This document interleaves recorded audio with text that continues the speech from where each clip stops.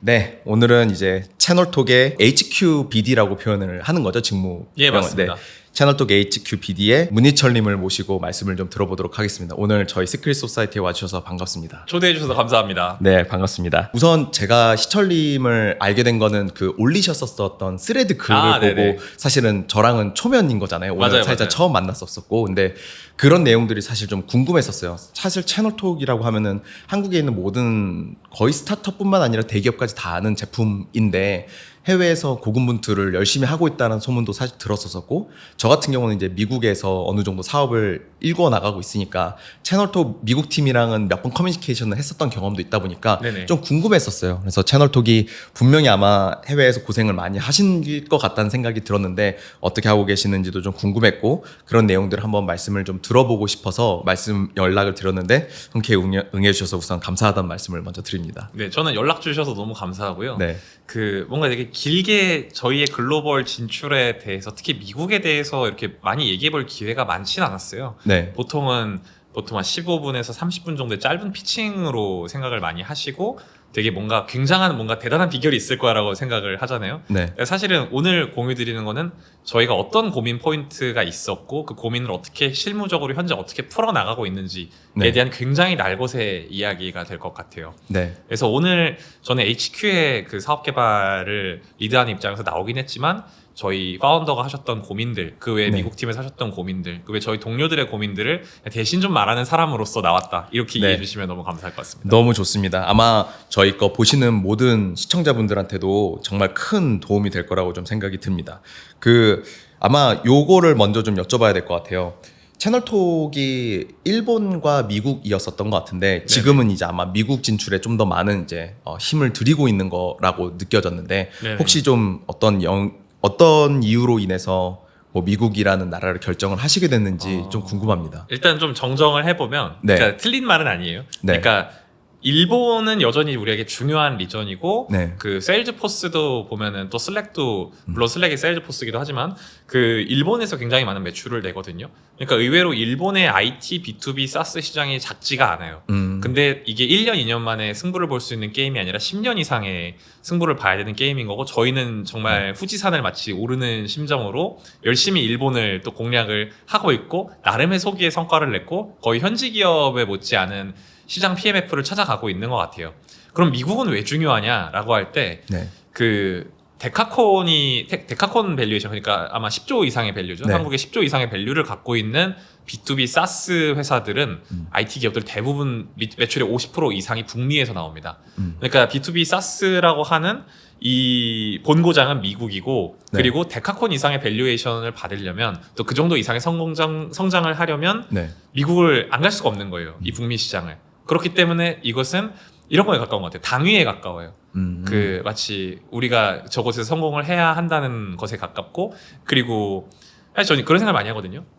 저희 파운더들도 그런 얘기를 많이 하시는데, 이 한국이라는 나라가 제조업 보국이었잖아요. 수출을 해서 굉장히 많은 성장을 했고, 그런데 이 미국 시장에서 정말 옛날에 보면은 아시잖아요. 네. 현다이, 뭐 키아 이런 시절에 되게 이런 뭔가 이야기를 초기에 진출했을 때 그때 당시에 별로 한국의 브랜드들 그 좋은 평가를 받지 못했었어요. 하지만 우리 선대 기업인들이 열심히 뚫고 포기하지 않고 계속 해냈고, 결국에는 현지에서도 정말 1등을 2등을 차지하는 정말 엄청난 쾌거를 이뤘거든요. 네. 비슷하다고 생각해요. 그러니까 그 당시에 30년 전, 40년 전에 미국에 처음 갔었던 우리의 선대 분들은 과연 그게 될 거라고 단순히 생각했을까? 저는 그렇게 믿었다고 생각해요. 그래서 그걸 포기하지 않았다고 생각하고, 저희도 B2B 사스의 본고장에 네. 뭔가 유의미한 형태의 흔적을 만들고 싶다라는 그런 믿음과 꿈을 갖고 계속 도전하는 거죠. 그래서 이거는 경제적인 형태의 합리적인 판단이 아닐지도 몰라요. 네. 우리는 그걸 해야만 하는 거죠. 네. 우리가 이제 저희랑 한번 미팅하고 그다음에 이제 보내주셨었던 자료를 보니까 네네. 이 말이 너무 공감이 됐었어요. 대륙이 다르면 사실 PMF도 다르다. 완전히 다르잖아요. 그리고 사실 저는 이제 미국 YC이기도 해서 인터콤을 보통 YC는 인터콤 많이 쓰니까, 그래서 사실 인터콤 말고도 비슷한 제품들이 워낙 많아서 제가 기억하는 거는 사실 채널톡이 라는 서비스가 미국에는 이미 되게 대중적인 그런 제품이었는데 한국에 로컬라이즈 된 서비스가 없었었고 그거를 누구보다 채널톡이 굉장히 빠르게 잘해냈었던 서비스였던 걸로 기억을 하고 근데 이제 반대 케이스가 되는 거잖아요. 그렇죠, 그렇죠. 미국으로 다시 이제 진출하는 케이스가 됐었었고 말씀하셨었던 그런 어떤 그 데카콘이 많이 나온 B2B 사스의 어떤 본고장인 격이긴 하지만 PMF가 다른 케이스는 PMF가 다른 케이스가 됐는데 이렇게 했었을 때 찾아내는 과정들이 엄청나게 힘들었었을 것 같아요. 네네. 그래서 아마 채널톡에 조인하시고 나서부터 어떤 좀 과정들이 좀 지금까지 했었던 삽질 같은 것들이 좀 어떤 것들이 있었는지 얘기를 한번 들어볼 수 있을까요? 네. 일단 그런 것 같아요. 제가 경험하고 본 것과 네. 그다음에 그러니까 제가 직접 경험한 것과 그리고 제가 느꼈던 것 이 네. 두 개를 좀 구분해서 좀 말씀을 드리고 싶은데 그러니까 우리가 왜 미국에 가야 되느냐는 네. 이미 어떻게 보면 파운더 DNA 그리고 채널톡의 DNA에 새겨져 있는 일종의 정원 명령 같은 거예요. 아 우리는 선대에 정말 그 수출 이 보국을 만들었던 이 제조업 정신을 갖고 있었던 우리 선대 기업인들처럼 아 우리도 소프트웨어를 수출을 하고 본고장인 미국에 정말 승부를 해보자 라는 건 저희의 일종의 정원 명령이자 믿음에 가까워요. 그래서 그건 해야 되는 일인 거예요. 네. 근데 이제 여기서의 고민은 그럼 그걸 어떻게 할 것이냐에 대한 거잖아요. 제가 그 21년도 12월에 오퍼를 받고 22년 1월에 왔으니까 1월 초에 네. 왔으니까 지금으로부터 한 3년 9개월 한 4년 전에 좀 타임라인이 있는 거잖아요. 그럼 그때 당시에 미국 사업은 어떻게 할까에 대한 고민이 있었어요. 현지에다가 우리가 정말로 리전을 만들고 무슨 뭐 델라웨어 법인을 만들 거냐 아니면 미국 서부에 갈 거냐 동부에 갈 거냐 뭐 이런 것들부터 시작해서 오피스를 낼 거냐 아니면 한국에서는 어디까지 지원할 수 있느냐 등등 정말 많은 형태의 고민들이 있었거든요. 근데 일단 저희가 그 원래는 LA와 그 다음에 미국의 뉴욕 특히 뉴욕의 소호 쪽을 이 두 가지를 가장 그 유력하게 보고 있었던 걸로 기억해요. 22년도 버전으로는. 네. 근데 결국에는 최종적으로는 그 동부로 가야겠구나, 뉴욕 소호로 가야겠구나라는 의사 결정을 했었죠. 네. 그 이유는 그 저희가 한국에서 일본에서 웬만한 이커머스들이 굉장히 많이 쓰고 있어요. 특히 브랜드들이 많이 쓰고 있고, 좀 더 그 브랜드 이커머스들이 많이 모여 있는 좀 더 교류하기 좋은 뉴욕에 가는 것이 좋겠다라고 당초에 판단을 했었던 거죠. 네. 그래서 저희가 그 법인을 만들고 현지에 그 주재원을 보내거나 저희 코파운더가 가겠다는 생각까지도 했었던 거고요. 네. 그래서 사실 24년도 버전으로 얘기하면 그 앞에는 한국에서 직접 US 팀을 뽑아서 직접 SDR들이 세일즈 콜을 열심히 한국에서 미국 시차에 맞춰서 보내는 네. 그런 역할들을 당시에 미국 팀이 했었던 것으로 기억하고요. 이게 22년도, 23년도에 굉장한 고군분투였고 23년도에는 미국에서 법인을 만들 준비를 하고 그리고 24년도에는 직접 오피스를 내고 저희 코파운더 조씨가 나가서 직접 팀도 꾸리고 현지인도 채용하고 직접 채널톡을 다이렉트 세일즈를 하는 그런 액션들을 네. 저희가 해오고 있었죠. 그렇죠. 이게 여기에 있어서 저는 이제 내용들을 전해 주셨으니까 너무 잘 알겠지만 네. 아마 여기 이제 보는 시청자분들은 이제 과연 미국에서 이제 여기 이제 내용은 그거였었죠. 우리가 이걸 알면은 10억을 아낄 수 네네. 있었을 텐데 네네. 너무 이제 돈이 많이 드는 미국에서 과연 한국 서비스, 한국 스타트업이 어떻게 해서 돈을 아낄 수 있는 방법들을 체득했는지 그런 내용들을 좀 에피소드를 궁금합니다. 네. 일단은 그 이후 내부적으로 저희 조씨가 공동 창업자인 조씨가 세션을 또 했던 내용이에요. 그리고 네. 또 저희 프라이빗하게 고객사들 모아놓고서 했던 내용이라서 네. 그 내용을 좀 제가 해석해서 다시 한번 말씀을 드리자면 일단 기본적으로 미국에서 저희가 24년도에 그 엄청나게 많은이라고 해봐 뭐 한 10명이 안 됩니다만 네. 현지인을 채용을 했었던 거죠. 그것도 그 경력직 위주로 채용을 했는데 아시겠지만 미국에서는 주니어도 연봉 1억이 넘습니다. 너무 비싸요, 진짜. 예, 말도 안 돼요. 너무 비싸요. 그러니까 여기에서의 어떤 직업에 대한 어떤 애티튜드 그 몰입과 그 다음에 이 실력 수준을 갖고 있는 사람을 미국에서 뽑는다라고 하면은 아마 몇 억을 줘야 될 거예요. 그래야지 어느 정도 그 수준이 맞을 텐데 근데 사실은 버짓이 그 말이 안 되잖아요. 그쵸. 그래서 그렇게 팀을 꾸렸었다가 아까 말씀드렸다시피 대륙이 다르면 PMF가 다르단 말이에요. 그러니까 이 사스의 관점에서 볼 때 한국에서는 저희가 올인원을 통해서 제공을 하는 한국, 일본에서 그 전략이 통하는데 미국 너무 잘 아시겠지만 미국은 제피어 같은 자동화만 해주는 그 사스 혹은 그 솔루션만으로도 유니콘 밸류가 나와요. 그렇죠. 이게 무슨 말이냐면 각각의 어떤 기능적으로 굉장히 최적화되어 있는 사스들이 상호간의 연동 인터그레이션을 통해서 그냥 고객이 열심히 알아서 자기가 필요한 걸 구독하는 그런 구조란 말이에요. 그렇죠. 그러면은 채널톡이 갖고 있는 PMF를 현지에다 다이렉트 세일즈를 전개했을 때 유의미하게 한국만큼의 그 전환이 나오진 않았던 거예요. 그렇죠. 다만 저희는 어떤 턴키의 하나의 완성된 솔루션을 줄 수 있고 계속해서 업데이트가 될 거다라고 했지만 한국에서 연동이 되는 것과 미국에서 연동이 되는 그 방향들이 꽤 다르거든요. 그렇죠. 너무 다르죠. 네, 굉장히 다르기 때문에 다이렉트 세일즈를 전개했을 때 일단 고객이 바로 채널톡이라는 제품을 알고서 이거 써야겠는데라는 인식을 상대적으로 잘 가지진 않았던 것 같아요. 그렇죠. 그러면은 거기에서 저희가 현지에 뉴욕에 오피스를 세팅을 하고 그리고 또 거기에서 다이렉트 세일즈를 할 수 있는 현지인을 채용을 한다는 거는 사실은 그 굉장히 비싼 결정인 거죠. 그렇죠. 하지만 그 결정이 그럼 틀린 결정이었냐라고 할 때 그건 되게 결과론적인 얘기인 것 같아요. 그렇죠. 그 결정을 했기 때문에 우리는 이게 굉장히 비싼 결정이었고 좀 더 우회를 해야 되는 그런 다른 방법을 찾아야 되는구나. 그거를 그때 진심으로 저희는 깨닫게 됐던 거고요. 네. 그 생각을 했던 건 그 약간 우리는 특히나 뭐 MJ님도 잘 아시겠지만 네. 미국이라는 나라가 굉장히 큰 나라잖아요. 그렇죠. 그러니까 미합중국인 거고 50개 주가 있고 각각의 주의 크기는 사실 웬만한 국가에 비견되고 캘리포니아주는 한국보다 GDP가 많으니까요. 그렇죠. 그럼 사실은 이거는 미국이라고 하는 하나의 큰 나라이기 이전에 사실은 작은 나라들의 집합체인 거예요. 마치 그 유럽의 GDP보다 미국의 GDP가 더 높잖아요. 그걸 생각해 보면 이거를 단일한 시장으로 보는 거는 오히려 굉장히 위험한 시각이다. 예를 들면 서부와 중부, 동부 굉장히 다르고 그래서 주 굉장히 다르고 도시마다 꽤 다를 수 있겠구나. 네. 이런 생각을 저희가 진심으로 하게 된 거예요. 그러니까 세그먼트가 분명히 존재하고 그 세그먼트는 어떤 인종별 시장일 수도 있고 아니면 또 언어권별 시장일 수도 있고 혹은 뭐 지리적인 유사성에 대한 시장일 수도 있고 아니면 정말 좀 뜬금없는데 조씨의 표현을 빌리면 바보 시장이 있어요. 그러니까 이걸 왜 그 돈 주고 사는지 모르겠는 시장과 그 세그먼트들이 존재한다는 거죠. 그런데 인구가 3억이 넘고 이 세그먼트 하나만 확실하게 잡고서 자리를 잡아도 한국에서 웬만한 유니콘 밸류가 나올 만큼의 굉장히 큰 그 그쵸. 시장 사이즈가 나온다는 거죠. 그러면은 저희가 뭔가 미국에 진출을 했을 때 그 시장 세그먼트를 너무 넓게 봤던 게 아닐까? 그럼 조금 더 그 확실한 형태의 세그먼트를 찾아서 거기를 확실하게 침투를 하는 게 더 중요하겠다. 네. 피터틸도 그런 얘기를 그쵸. 하잖아요. 네. 독점하라고, 경쟁하지 말라고. 그렇죠. 맞아요. 그럼 저희가 생각했었던 피버팅의 전략은 현지에서 마치 B2B 사스의 어떤 로직이 있잖아요. 네. 거기에서 SDR들이 존재하고 열심히 콜을 돌리고 미팅을 많이 반복해서 채널톡 같은 B2B 사스를 팔게 하고 근데 이렇게 했을 때 초기에 세일즈 레드 그로스, 그러니까 SLG를 통해서 세일즈 기반으로 해서 했을 때 성장 방법으로는 맞지만 그게 들어가는 비용 대비 그쵸. 거기에서 벌어들이는 형태의 리턴이 그렇게 크지 않다는 거예요. 초기에. 그쵸. 미국이 특히 돈 타는 속도는 한국과 더. 일본에 비하면 뭐 네. 몇 배이기 때문에. 그렇죠. 그렇게 해서 결국은 시장을 나눠서 결국에는 좀 이런 느낌인 것 같다는 생각이 좀 들었거든요. 말씀을 하셨을 때 보면은 이게 결국에는 찾았었던 그 니치한 마켓이 과연 어떤 거였었는지 한번 설명해 주시면 좋을 것 같아요. 네네. 그 네. 얘기를 하기 위해서 네, 딱 좋은 네. 편집점을 만들기 위해서 딱 네. 만들었는데 네.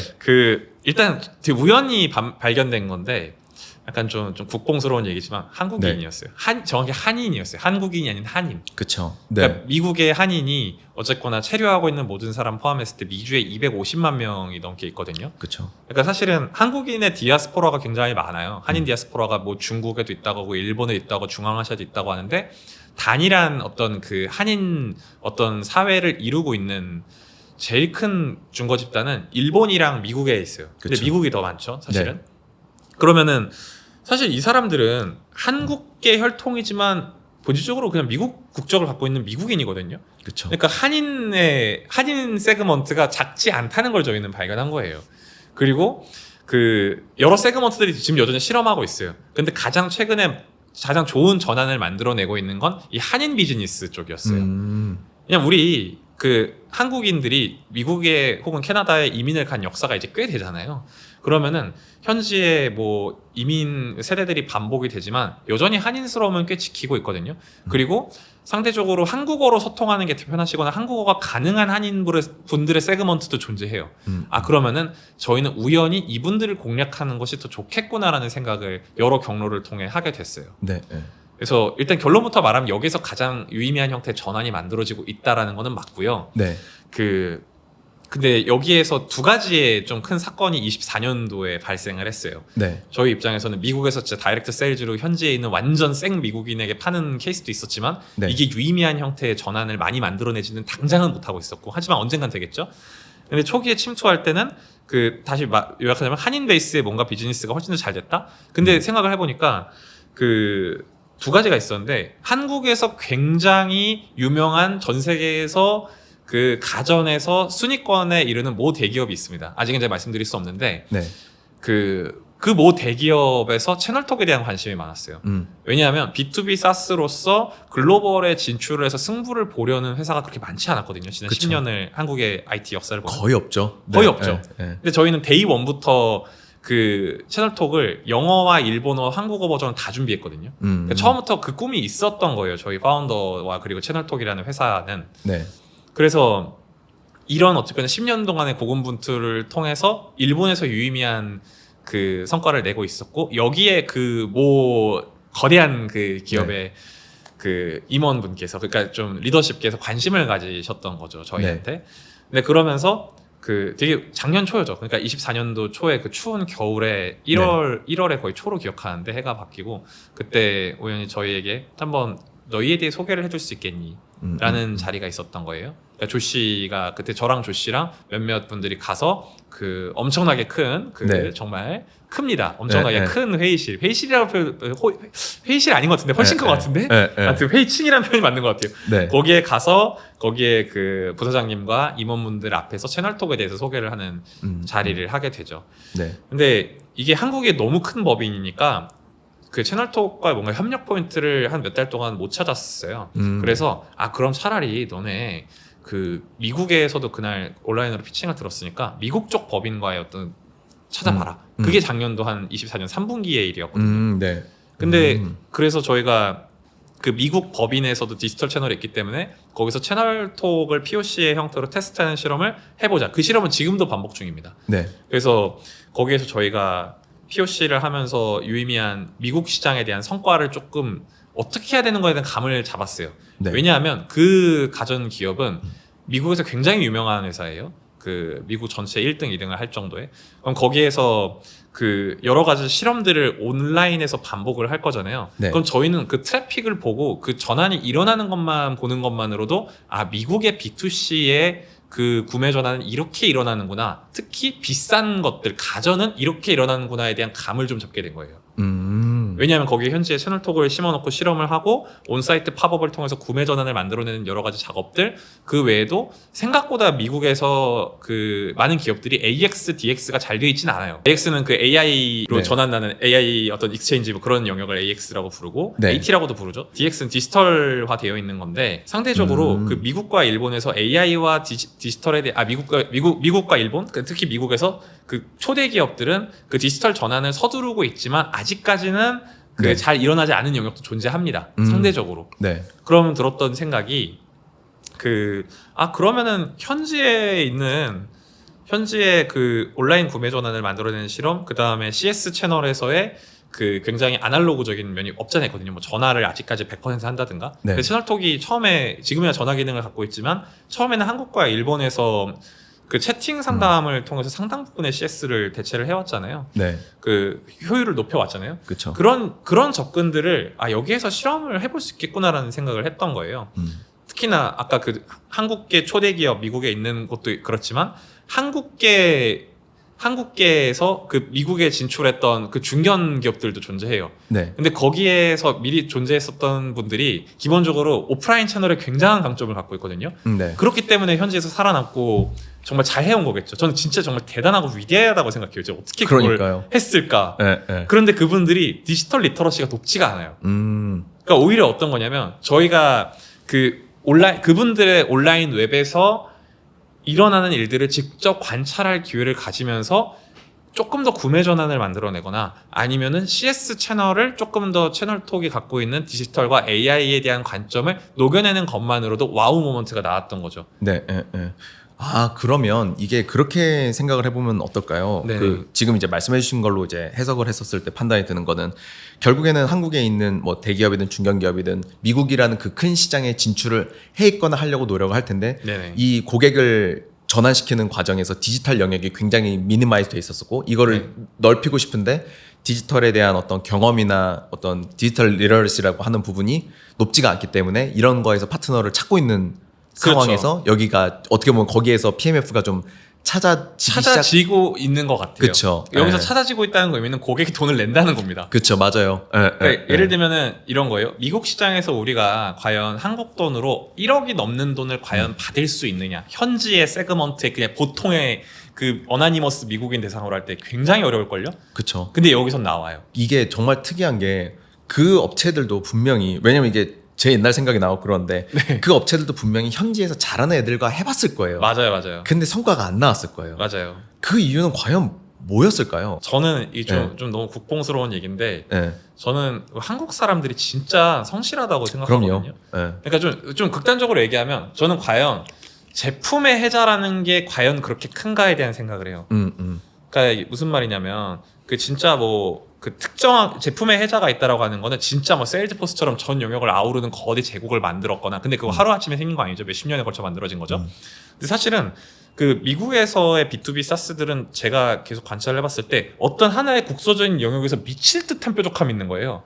과연 우리가 제피어보다 뾰족한 자동화를 만들 수 있나?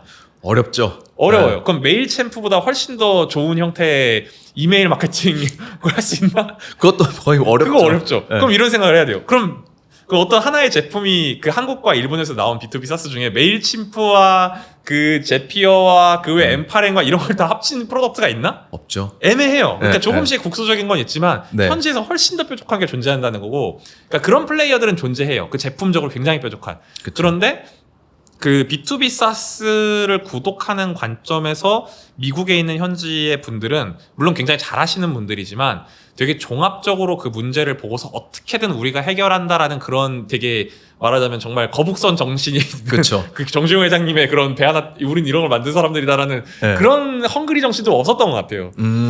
그쵸. 근데 저희는 네. 그게 있었거든요. 어떻게든 맞춘 거네요, 진짜로. 예. 네. 예를 들면 이런 거예요. 그 아까 얘기했던 모 초대기업에서 거기가 가전으로 유명한데 하나의 객단가 몇백 달러가 돼요. 근데 네. 거기서 하고 싶었던 실험은 과연 채팅을 통해서 구매 전환이 발생하는가에 대한 실험이었어요. 네. 네. 근데 그게 유의미하게 무조건 발생한다고 말할 수는 없지만 어쨌거나 그쵸. 실험군이라는 게 존재하고 그 실험군 사이에서 채널톡이라는 실험군이 더 좋아야 될 거 아니에요. 그쵸. 그럼 채널톡에 온사이트 팝업 기능이 존재하거든요. 그러면은 저는 이런 생각을 하는 거예요. 저희가 할당받았던 SKU가 있을 거잖아요. 아마 보통 뭐 그 뭐라고 구체적인 얘기 안 하겠습니다. 뭐 세탁기일 수도 있고 뭐, 네, 네. 뭐 어떤 뭐 TV일 수도 있고 뭐 모니터일 수도 있어요. 근데 아무튼 그거를 볼 때 저희가 받았던 그 SKU 몇 개와 그 기간이 너무 소중한 거예요. 그 시간 동안에 증명해야 되는 예, 거예요. 2주 동안의 시간. 네. 그럼 그 2주, 3주 동안의 시간이 존재하고 그거를 채널톡을 심어서 네. 키는 날, 끄는 날이 존재해요. 그럼 채널톡을 심어서 키는 날에 유의미한 구매 전환이 나와야지 우리는 유의미하다고 평가받을 거 아니에요. 그쵸. 그럼 네. 그걸 하기 위한 방법들 아마 굉장히 로지컬하게 생각하면 뭔가 자동화 로직이 있을까 생각을 했겠지만 네. 그냥 저희 그렇게 생각하지 않았어요. 그냥 거의 저희 현지에 미국에 있는 매니저가 저희 주재원분이 존재하고 네. 한국에는 저희 사업개발 HQ 사업개발팀이 있잖아요. 그러면 이거는 되게 좋은 거예요. 24시간 일할 수 있어요. 쉬지 않고 24시간 일할 수 있어요. 심지어 겹쳐서 일할 수 있기 때문에 우리는 몇 배로 일할 수 있는 거예요. 그러면 그 SKU가 있을 때 그 SKU가 이미 유튜브에도 더 올라오고 리뷰가 굉장히 많아요. 그러면은 저희가 A/B 테스트 기능이 있으니까 채널톡의 마케팅 기능 중에 실험을 다 해보는 거예요. 예를 들면 뭐 특정 뭐 어떤 TV라고 합시다. TV라고 하면 이 TV는 어떤 게 좋아? 이 TV 뭐가 궁금해? 그럼 물어봐. 이런 식으로 네. 어떻게 몇 초의 팝업을 띄우고 어떤 뭐 움직이는 이미지 GIF를 띄우거나 아니면 메시지를 어떻게 띄우면은 가장 많은 채팅이 구매 전환을 만드는 채팅이 발생하는지를 실험을 하는 거죠. 근데 이렇게 접근할 때 좀 무식한 방법일 수도 있겠지만 그 AI는 기본적으로 데이터가 있어야지 잘 움직이잖아요. 그쵸. 근데 그 제가 보니까 극초기에 이런 인사이트를 잡아내는 건 그 소위 말하는 개밥을 먹으면서 정말 어떻게든 이걸 네. 이 시행착오를 겪는 24시간 돌아가는 사람이 그 효율은 떨어질지 몰라요. 근데 효과는 더 좋았어요. 근데 저희가 중요한 거는 효과를 증명하는 거고 이 효과를 증명한 것들을 나중에 AI가 할 수 있게 만들면 저는 이기는 게임이라고 보거든요. 근데 어쨌거나 우리가 아직 거기까지는 제품 고도화가 안 됐지만 중요한 거는 저희가 맡았던 SKU와 그 코호트와 그리고 그 기간 동안에 유의미한 채팅을 통한 구매 전환이 발생했다는 것. 그리고 미국에서 고관여 제품과 서비스를 구매하는 일반 소비자들은 이런 트래픽에 반응하는구나 인사이트를 우리 팀이 이제 알게 된 거예요. 그리고 그 성공이 다른 비슷한 집단에서 반복되고 있어요 지금. 테스트 기간을 받은 거잖아요. 사실 쪼개서 여러 번 받았었죠. 네. 그쪽에서 얘기한 어떤 꼴은 어떤 거였었나요? 그 클라이언트라고 하면은 고객사가 원했었던 거는 보통 진짜 네. 큰 대기업에서는 아마 미국이든 한국이든 마찬가지일 것 같은데 네. 실험군에 대한 통제를 꽤 해주시거든요. 그러니까 예를 들면 이런 거죠. 어쨌건 최종은 구매 전환 만들라는 거예요. 그쵸. 다른 솔루션 대비했을 때 구매 전환이 일어나야 된다. 그럼 저희는 그 목표가 세팅이 딱 하나 됐잖아요. 우리의 목표는 딱 하나야. 원띵이야 진짜. 네. 무조건 우리는 이 기간 안에 구매 전환 만들어야 돼. 몇 배 만들어야 돼. 근데 사실 몇 배가 어렵습니다. 어렵죠. 근데 저희가 거의 2배 이상 만들어냈는데요. 네. 그 엄청나게 큰 막 되게 그런 코어트는 아니었고 엄청나게 큰 저희가 갑자기 뭐 몇십억 벌어들였어요 이런 얘기는 아니지만 그쵸. 그렇지만 그 기간 안에 저희는 이 원띵 하나만 갖고서 달렸어요. 그래서 네. 그 미국에 있는 케이트 매니저, 그 미국의 주재원 분과 그리고 한국에 있는 HQ 비즈니스들 열심히 시간을 갈아서 그 할 수 있는 형태의 실험을 다 한 거죠. 채팅을 통해서 구매 전환이 발생하기 위한 모든 경우의 수를 다 한번 생각해봐.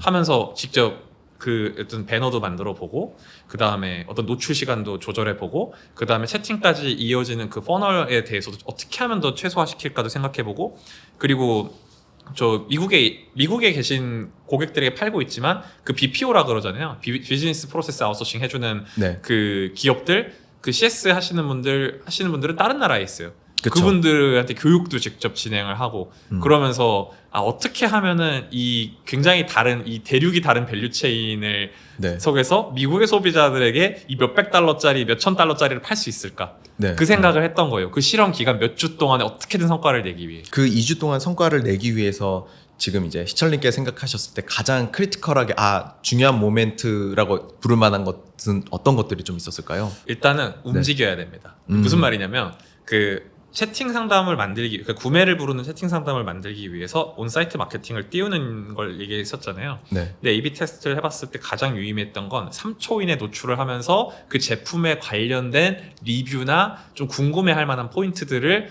그 GIF로 움직이는 이미지를 띄우는 거였어요. 궁금해? 채팅 걸어. 네. 근데 이 메시지 몇 개를 테스트해봤을 때 이게 확실히 효과가 있었어요. 근데 그 전에 되게 벙벙하게 냈었거든요. 네. 우린 뭐 해요? 무슨 뭐 어떤 기간 동안 세일해요? 이런 느낌이었는데 물론 굉장히 그것도 잘한 거지만 문제는 고객이 그걸 보고서 하고 바로 클릭하거나 대화 걸지 않는다는 거예요. 어떻게든 이거는 대화를 하는 게 중요하다. 미국 내에 있는 한인을 타겟으로 했었던 건가요? 아니면 이거는 미국인가요? 미국에 있는 한국계 네. 초대기업 사실상 이제는 네. 정말 그 글로벌 기업인데 네. 그곳의 일반 미국 소비자들을 대상으로 하는 그쵸. 이커머스 웹사이트에서 있었던 일이에요. 그렇게 따지고 보면 어떻게 보면 미국인들한테서 전환을 만들어내야 되는 맞아요. 거잖아요. 그게 또 너무 이제 저는 들으면서 너무 신기한 부분은 뭐냐면 사실 그 큰 기업이 채널톡뿐만 아니라 다른 기업들도 테스트를 엄청 많이 했을 거잖아요. 사실. 맞아요. 구매 전환율도 아마 비슷비슷하게 나왔을 거고 얘네들. 그러니까 대동소이하지 않게 다 잘 안 됐을 거라고 생각이 좀 드는데. 정확하시죠. 그렇죠. 채널톡은 팀이 완전히 다 협업해서 갈아 넣어갖고 그 실험을 그 2주이라는 기간 동안에 빡세게 해서 어떻게든 그거를 찾아냈었던 거라는 생각이 네네. 좀 드는데 거기에서 채널톡이 갖고 있었던 기능들도 좀 많이 좀 도움이 됐었던 부분이었을까요? 무조건이죠. 네. 그러니까 사실은 이게 뭐가 있냐면 채널톡의 기능에 대해서 사실 저는 뭐 웬만한 건 모르는 기능이 없어요. 세팅도 네. 그렇고. 그쵸. 너무 당연하죠. 여기서만 4년이 있었으니까. 그렇죠. 그리고 저는 원래 없는 기능 만들게 하는 어떤 가장 초기에 들어가서 그 PMF를 찾는 역할도 했었으니까요. 미트라고 하는 채널톡의 네. VoIP 인터넷 전화도 그랬었고. 음. 근데 다시 돌아 생각해 보면은 그 저희의 기능이 갖고 있는 게 최고는 아니에요. 하지만 현지에서 우리는 그 가설이 있잖아요. 그 가설에 입각해서 이 기능을 어디까지 쓸 수 있겠구나는 세워볼 수 있잖아요. 그 그쵸. 계획은. 네. 그리고 미칠 듯이 그걸 시행착오하면서 트라이얼 앤 에러를 찾아보는 거죠. 네. 그러니까 사실 뭐 오프 더 레코드로 말씀드릴 수밖에 없는 굉장히 많은 디테일들이 존재하는데 네. 그러니까 저는 생각을 했던 게 어차피 제품이라고 하는 거는 완전할 수가 없어요. 그렇죠. 근데 그 제품을 어떻게 사용을 하느냐에 대한 굉장히 뭐 사파적인 발상일 수도 있겠지만 사람이 굉장히 많은 시행착오를 하면서 꽤 많은 변인들을 통제할 수가 있어요. 그 안에서의 실험들은 생각보다 많은 차이를 만들어낼 수 있다. 그쵸. 저는 그 생각을 했습니다. 만약에 이 미국 고객들이 이 2주의 시간 동안에 아마 뭐 광고를 노출이 돼서 보았던 사람의 여정을 그냥 생각해 본다고 하면 광고로 받고 클릭을 하면은 클릭된 거기에서부터 이제 채널톡 제품들이 관여가 돼서 이 사람들에 대한 뭐 A/B 테스트부터 쭉쭉쭉 시작하고 데이터를 쌓고 그러면 그 다음 몇 시간 뒤에 데이터 나오는 거 보고 판단해서 또 바꾸고 또 바꾸고 또 바꾸고. 정확해요. 그걸 24시간 했어요.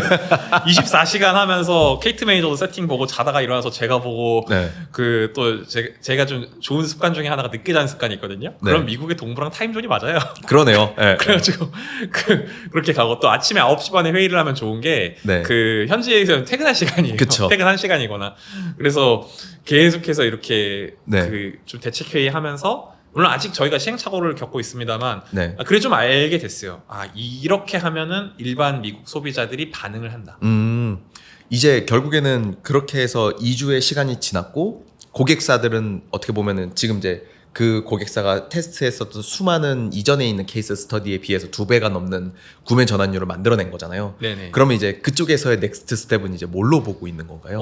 그렇긴 하지만 네. 이런 걸 봐야 돼요. 그 네. 오데호의 물타기 같은 겁니다. 커피 물타기. 너무 큰 회사기 때문에 네. 저희가 담당했던 POC와 SKU는 너무 소략해요. 그러니까 유의미한 형태의 인사이트가 있었다 아하 정도 모먼트인 거예요. 네. 하지만 그 초대 기업의 멋진 점은 그 POC에도 비용을 지불하신다는 거고요. 네. 그리고 계속해서 같이 뭔가를 해볼 만한 가능성들을 찾아내요. 그걸 네. 계속 해야 되는 게 저희 HQ 비즈뎁과 또 미국 지사에 열심히 고생하고 계신 저희 케이트 매니저님 꼭 샤라웃 하고 싶은데 네. 그 우리의 역할이겠죠. 앞으로 전 더 커질 거라고 생각해요. 네. 근데 아무튼간에 더 중요한 거는 저희가 위닝 스피릿을 갖게 됐다는 거. 더더더. 우리가 이렇게 하면은 어쩌면 이길 수 있겠구나라는 생각을 했던 거고 네. 그 실험은 작년부터 시작해서 특히 올해 1분기, 2분기 사이에서 있었던 여러 실험들이거든요. 근데 또 한 가지 이게 참 천재이루의 우연의 기회입니다. 저는 아무리 생각해도 우리가 네. 시장을 바꿀 수는 없어요. 하지만 시장에서 기회를 발견할 수는 있어요. 그렇죠. 저희가 항상 저희 생각해 보면은 채널톡이라는 제품이 있고 채널 코퍼레이션이라는 회사가 존재하고 문희철이라고 하는 한 명의 개인이 존재하잖아요. 네. 그러면 우리가 고객에게 도움을 주거나 같이 협업하는 파트너에게 도움을 줄 방법은 이 세 가지 팩터에서 다 발생해요. 근데 저희가 또 재밌었던 건 아까 첫 번째 기회가 미국에서의 그 한국계 초대 기업과의 협력 POC라고도 얘기했는데 이게 저희한테 인사이트적인 깨달음을 줬다면 실질적인 형태의 어떤 그 전환들을 발생하는 큰 장치는 카카오와의 협업이었어요. 전 세계에 있는 한국계는 무조건 마치 중국 분들이 위챗 쓰는 것처럼 네. 카카오톡을 써요. 무조건 쓰죠. 무조건 써요. 카카오톡 안 쓰면 안 돼요. 그렇죠. 저도 저희 그 캐나다에 있는 고모부랑 소통할 때 카카오톡으로 합니다. 그렇죠. 네, 그 보이스톡 같은 거 하고. 그렇죠. 네, 무슨 말이냐면 가신 지 거의 30년 되셨거든요. 그런데도 다 써요. 네. 근데 생각해 보세요. 카카오톡 2010년도에 나왔잖아요. 음. 근데 어떻게 그 IMF 때 그 미국 가신 캐나다 가신 우리 친척 교포분들이 다 그걸 쓰고 있느냐. 이게 무슨 말이냐면 한국계를 모아주는 강력한 플랫폼은 바로 그거란 거죠. 카카오톡이란 거죠. 네. 근데 저희가 카카오와의 원래 테크 파트너십이 있었어요. 그 비즈니스 메시지 쪽에서. 그러니까 상담톡과 이 알림톡이라고 하는 영역에서. 네. 근데 그거를 제가 계속해서 딜을 담당을 해왔었는데 HQ에서 기술 지원도 제가 하고 있으니까요. 사업 개발을. 근데 그 기술 지원하면서 여러 루트를 통해서 카카오와 물론 다른 라인인데 교류를 하게 됐었고 카카오가 글로벌 사업을 준비한다는 걸 저희가 사전에 인지를 하게 돼요. 물론 굉장히 공정한 과정을 통해서 저희가 에이전시가 됐는데 그 2019년도에 카카오 모먼트가 나왔었거든요. 네. 모먼트가 아실 거예요. 막 저 메신저들 위에 디스플레이 애드가 있고 네. 그 외에 이 광고에 대한 모든 걸 하나로 통합할 수 있는 굉장히 강력한 형태의 이 플랫폼인데 사실 2019년도에 그 카카오 모먼트의 충격이 얼마나 컸냐면 그 해의 광고 대상을 모먼트가 받았어요. 플랫폼이. 네. 그 정도로 충격적이었는데 놀라운 사실은 이 모먼트가 한국에서만 동작을 합니다. 그러니까 2024년, 25년에도 미국에는 트래픽이 수백만이 있었음에도 불구하고 네. 거기에는 광고가 없었어요. 네. 카카오의 비즈니스 그 B2B 모델도 잘 돌아가지 않았었고 왜냐하면 그 관심을 가지 않았었으니까. 근데 이 사업을 카카오가 전개를 하려 한다는 걸 저희가 인지했었고 저희는 이미 미국에 법인이 있었고 미국에서 그 몇 년 동안 좀 개밥을 먹으면서 굴러봤잖아요. 네. 그러면서 현지에서의 약간 그 세그먼트나 PMF에 대한 가설들이 꽤 있었어요. 네. 그래서 생각을 했던 게 저희가 주장했던 게 우리가 카카오 새롭게 4월 28일에 론칭이 되는데 4월 28일에 론칭되는 카카오의 북미 글로벌 비즈니스를 잘 팔 수 있어라고 저희 카카오한테 계속 어필을 하죠. 근데 카카오가 작은 회사도 아니고 그쵸. 연매출이 7조가 넘는 회사인데 그 컴플라이언스나 그 DD를 하는 게 실사하는 게 그게 뭐 대충 하겠어요? 당연히 아니죠. 계속해서 카카오도 저희한테 검증을 하는 거예요. 야 너네 이거 글로벌 돼? 미국에서 가능해? 할 수 있어? 너네 광고 안 해봤잖아. 광고 안 팔아봤잖아. 근데 이거는 좀 저희가 이렇게 생각을 했던 게 아니 우린 할 수 있어. 네. 계속 주장을 했던 거예요. 그래서 당시 그 담당하시는 임원분이랑 그 처음에 그 론칭 준비하는 기획팀이 저희 미국 법인에도 직접 오셔서 실사도 하시고 네. 그 저희 코파운더인 조 씨와도 여러 이야기를 나누시고 HQ에서는 열심히 네. 이 딜에서 저희가 최초 파트너가 되기 위해서 굉장히 많은 기술적인 사업적인 이런 준비들을 하게 되죠. 운영적인 준비들을. 네. 결론은 됐어요. 그리고 네. 또 결론 또 되게 굉장히 또 약간 이런 결론 쇼폼용인 것 같은데 저희가 1등을 했어요. 글로벌 파트너에서 최초 론칭 파트너이자 전체 모든 글로벌 당시 론칭 에이전시 중에서 전체 1등을 하는 성과를 이룬 거죠. 네. 저희가 미국에서 카카오 광고를 제일 잘 파는 회사이기도 하고요. 네. 그리고 여기서 또 한 가지 저희는 한국에서 카카오톡과의 연동이 아주 좋잖아요. 여기 들어오는 상담 메시지를 채널톡 안에서 다 잘 자동화시킬 수가 있어요. 그쵸. 그리고 외부로 보내는 알림통 메시지, 인포 메시지도 보낼 수 있고. 네. 그럼 이 말은 뭐냐면 미국에서 카카오톡을 쓰는 한인들을 대상으로는 미국에 있는 어떤 제품보다 채널톡의 PMF가 맞다는 얘기예요. 그렇죠. 즉 저희는 최소 200만 명이 넘는 캡에다가 그 PMF가 맞는 세그먼트 시장을 찾아낸 거죠. 그렇죠. 채널톡이 갖고 있었던 한국에서의 그 연동성을 바탕으로. 네. 그러니까 이렇게 생각을 하니까 그 저희가 전체적인 여정을 다 설계할 수 있게 된 거예요. 저희가 네. 거의 미국에 있는 혹은 캐나다에 있는 그 200만 명 플러스의 현지에 체류하고 있는 카카오톡 사용자들에게 광고를 팔 수 있고 그 광고를 통해서 그 어떤 그 만약에 그 트래픽이 발생하면 그 예를 들어 온사이트로 떨어진다고 하면 온라인 네. 사이트에서 아까 저희 네. 초대 기업에서 얻은 인사이트 네. 있었잖아요. 네. 그 비싼 거를 트래픽이 떨어졌을 때 구매 전환하는 저희는 실험을 해봤잖아요. 그렇죠. 그거를 똑같이 적용을 하고 있고 지금 굉장히 재밌는 게 여러분이 아실 만한 굉장히 유명한 마사지 체어 브랜드들이 있습니다. 브랜드에서 그 하나에 그 한국 돈 몇백만 원짜리인데 팔려요. 중요한 거는 그 이 B2B 게임에서 고관여 네. 서비스와 제품에서의 진짜 핵심은 좋은 리드, 그러니까 잠재 고객의 DB 풀을 만드는 것과 그 잠재 고객이 온라인으로 뭐 찾든 미팅을 하든 아니면 오프라인을 통해 방문을 하든 이걸 유도해서 거기에서 바로 팔아버려야 되는 게 핵심이거든요. 고관여 서비스는. 그렇죠. 근데 그거를 무조건 대화를 해야지 사는 거예요. 상담을 해야지 사는 거예요. 그렇죠. 예를 들면 저희가 지금 찍고 있는 저 카메라가 굉장히 비싼데 카메라를 잘 아는 사람은 저걸 그냥 사거든요. 근데 만약에 MJ님이 생전 처음 사는 카메라예요. 무조건 네. 가서 만져보고 사지 않겠어요? 그렇죠. 그래서 저희가 생각했던 건 그 비싸지 않죠. 물론 굉장히 좋은 제품입니다. 저희 고객사 광고주의 제품인데 감사합니다. 네. 그 광고주의 제품을 직접 체험해보고 설명을 듣고 사고 싶어하는 사람들 있었고 그분들이 오프라인 채널이 있었잖아요. 네. 근데 온라인 채널이 상대적으로 약했던 거예요. 아 그러면 우린 카카오 DA를 통해서 저희가 직접 이거를 배너도 만들 수 있고 팔 수도 있으니까 그 온라인의 구매 전환이 발생하기 위한 그 트래픽을 만들어주고 그 트래픽이 떨어지는 랜딩에서는 고객 DB가 쌓이게 하자. 그리고 이거를 오프라인의 매장에 현지의 세일즈들에게 연결을 해주는 로직을 만들자. 해서 실제로 그 재고 몇십 개가 있었는데 그거를 거의 꽤 팔았습니다. 거의 다 팔았어요. 잠재적인 고객의 풀을 광고를 통해서 이제 찾는 거는 카카오에게 좀 어느 맞아요. 정도 카카오 제품을 통해서 해결을 하고 맞아요. 카카오 DA를 통해서. 그렇죠. 그 다음에 그 사람들이 어떻게 보면은 이 잠재 고객자들은 알고 싶은 정보들이 있을 거고 그게 온라인으로 해결되면 온라인으로 사겠지만 만약 그게 아니면 오프라인으로 가고 싶어 맞아요. 였겠네요. 맞아요. 그 전환이 스무스하게 연결되는 거를 온라인은 온라인 여기, 오프라인으로 가고 싶으면 오프라인 이쪽으로 여기 이 제품 요 플로우는 채널톡에서 관여를 하고 맞아요. 그러니까 네. 정확하게 이렇게 보는 거예요. 채널톡의 제품도 관여했지만 네. 채널 코퍼레이션의 인사이트와 그리고 네. 여기에 24시간 멈추지 않고 돌아가는 실무력을 통해서 네. 그 퍼널 설계를 굉장히 단순하게 합니다. 퍼널 설계를 하고 그 실험 저희는 그 개밥을 먹은 기간이 있잖아요. 그쵸.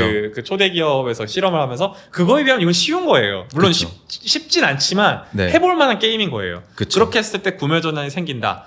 라는 걸 알게 된 거죠. 자, 그럼 이제 여기서 다시 돌아가서 자, 여기에 물론 제품의 PMF도 있고 제품도 존재하겠지만 과연 이게 우리가 제품 자체가 해자였나? 그렇지 않죠. 그렇지만 이 제품을 최대한 극단적으로 잘 활용하고, 왜냐면 최단적 너무 좋은 제품이거든요. 그쵸. 이 좋은 제품을 고객에게 정말 중요한 최종 목표에 맞춰서 실험을 설계하고 그 전체적인 디지털 플랜을 조언을 줄 수 있는 팀이 우린 된 거예요. 그렇죠. 그럼 우린 PMF라기보단 BMF라고 할게요. 비즈니스 마켓핏을 찾은 거예요. 네, 라고 네. 감히 생각해요. 네, 아직 네. 작지만. 대부분의 한국에 있는 기업들이 해외에 나갔을 때의 방법론과 너무 다르다는 생각이 하면서도 아마 드셨을 것 같은데, 이거를 보고 있는 한국에 있는 스타트업들이 미국 진출을 할 때 과연 어떤 부분을 스터디를 해서 이렇게 해야 되겠다라고 생각할 수 있을지에 대해서 큰 퀘스천 마크가 뜨긴 하거든요, 개인적으로는. 네네. 왜냐면은 우리가 알다시피 그냥 도어투도어로 세일즈 하거나 아니면 미국 가서 그냥 맨 땅에 헤딩하거나 채널톡이 맨 초기에 그러셨었던 것처럼, 과연 물론 제품마다 다 다를 것 같긴 한데 그분들한테 어드바이스를 한마디를 해줄 수 있다고 하면은 희철님께서 해주고 싶은 한마디는 뭐가 있을까요? 확실한 니치 세그먼트의 발견이에요. 그러니까 무슨 말이냐면, 저희도 여전히 도어투도어 세일즈를 미국에서 전개를 하고 있거든요. 네. 그리고 미국에서 이 한인 세그먼트, 물론 몇백만이라 굉장히 큽니다만 네. 그 외에 세그먼트가 없는 걸 계속 실험을 하고 있어요. 음. 하지만 어쨌거나 지금 가장 돈을 잘 버는 거는 이 카카오를 통한 그 DA와 비즈니스 모델을 파는 것과, 그 다음에 여기에 연동성이 아주 좋은 채널톡을 같이 파는 종합적인 패키지들을 구상을 하는 거죠. 네. 근데 다시 아까 말씀하셨던 질문으로 돌아가면은, 결국에는 당신 제품과 당신 비즈니스에 맞는 세그먼트를 찾아라. 그리고 그 세그먼트에서 유의미한 구매를 만들어내라. 그 윌링 투 페이를 찾아내라. 지불해라. 예를 들면 좀 극단적으로 말하면, 월 몇백에서 연에 억을 줄 수 있는 세그먼트를 찾아야 돼요. 그 비즈니스에. 제 생각은 이래요. 사람마다 다를 수 있어요. 여전히 네. 뭐 어떤 우린 프로덕트 레드 그로스야, 이제 PLG는 너무 위대하라고 말할 수 있는데 네. 저는 그렇게 생각하지 않아요. 사람마다 다르지만 저는 그런 생각하는 사람은 아니에요. 너무 공감이 되는 게, 대부분에 있는 스타트업들이 미국 간다라 그러면은 미국 그냥 일반인들한테 그냥 때려놓고 그냥 얻어 걸려라는 식으로 사실은 들어가. 5대5의 소주 타기 같은 거라고 생각해요. 그러네요, 진짜 얘기를 들어보니까.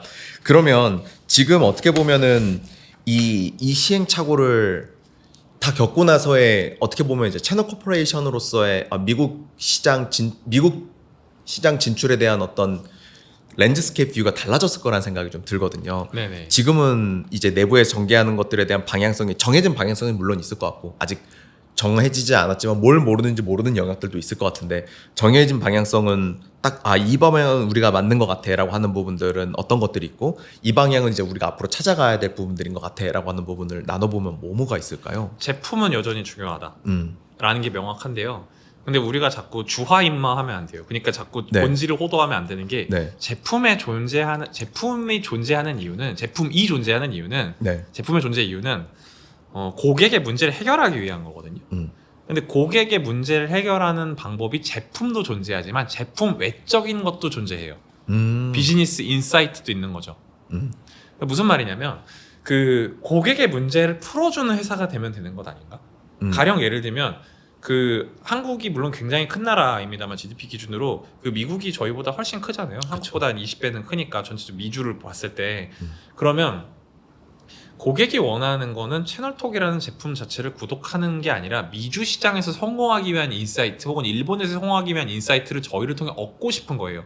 그 수단 중에 하나가 제품인 거고, 채널톡이라는. 그러면 그 코리아 투 글로벌을 가려는, 한국에서 글로벌 가려는, 미국과 일본을 가려는 회사, 그 다음에 반대로 미국과 일본 혹은 다른 기업에서 한국을 오려는 회사들에게 우리가 채널이 돼줄 수 있지 않을까? 인사이트와 그 실행을 담당해 줄 수 있는, 이 생각을 하게 됐던 거예요. 그래서 지금 저희의 가장 최근에 따끈따끈한 버전으로는 글로벌 BD셀을 하나 만들자. 그리고 글로벌 BD셀의 리더를 세우고, 그 안에서 우리가 담당하고 있는 영역은 카카오 글로벌 비즈니스를 통한 고투마켓, 혹은 현지에서의 그 정말 구매 전환, 그 다음에 북미나 일본으로 갈 수 있는 종합적인 글로벌 패키지를 만드는 것들. 네. 뭐 그 외에도 그 한국으로 돌아오려는 여러 외국 기업들에게도 저희가 좋은 창구가 되면 좋겠죠. 이런 세 가지 그쵸. 정도의 꼭지가 나왔어요. 그러니까 이게 우연이라고 보기는 너무 어려운 것 같긴 한데, 어쨌든 지금까지 해왔었던 거에 대한 결과물이니까. 네네. 그 당시에 카카오톡과 연동했을 때는 이렇게 될 줄은 몰랐었던 것 같고, 절대 몰랐죠. 그렇죠. 하다 보니까 네.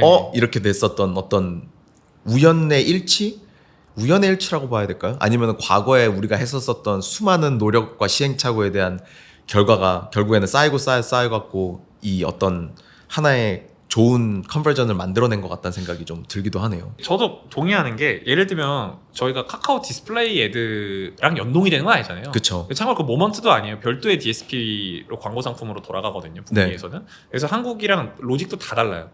그 겉으로 보이는 거는 고객 입장에서 똑같을지라도 뒷단은 완전 다른 로직으로 돌아가거든요. 네. 그럼 저희가 연동이 잘 돼 있는 건 저희는 원래 메시지를 잘하는 회사니까 카카오의 알림톡 친구톡이라고 하는 비즈 메시지 파트인 거지 네. 그 디스플레이 애드는 아니란 말이에요. 그쵸. 그 DA는. 네. 근데 저희가 DA에 대해서 웃긴 게 이거 약간 거북선이랑 논리가 비슷해요. 저희가 항상 챌린지를 걸 때 아니 DA 안 해본 애들 아닌가? 광고 안 해본 애들 아닌가? 당연히 그런 합리적 의심 아니에요? 그쵸. 킹리적 가심인데 근데 그래서 저희가 어떻게 얘기를 했냐면 저희가 미국에서 보유하고 있었던 그 회사나 아니면은 저희가 POC라고 있었던 그 초대 기업 기준에 그 가라 DA를 만들어서 보여줬어요. 그 실제 룩앤필이 이렇게 보일 것이다.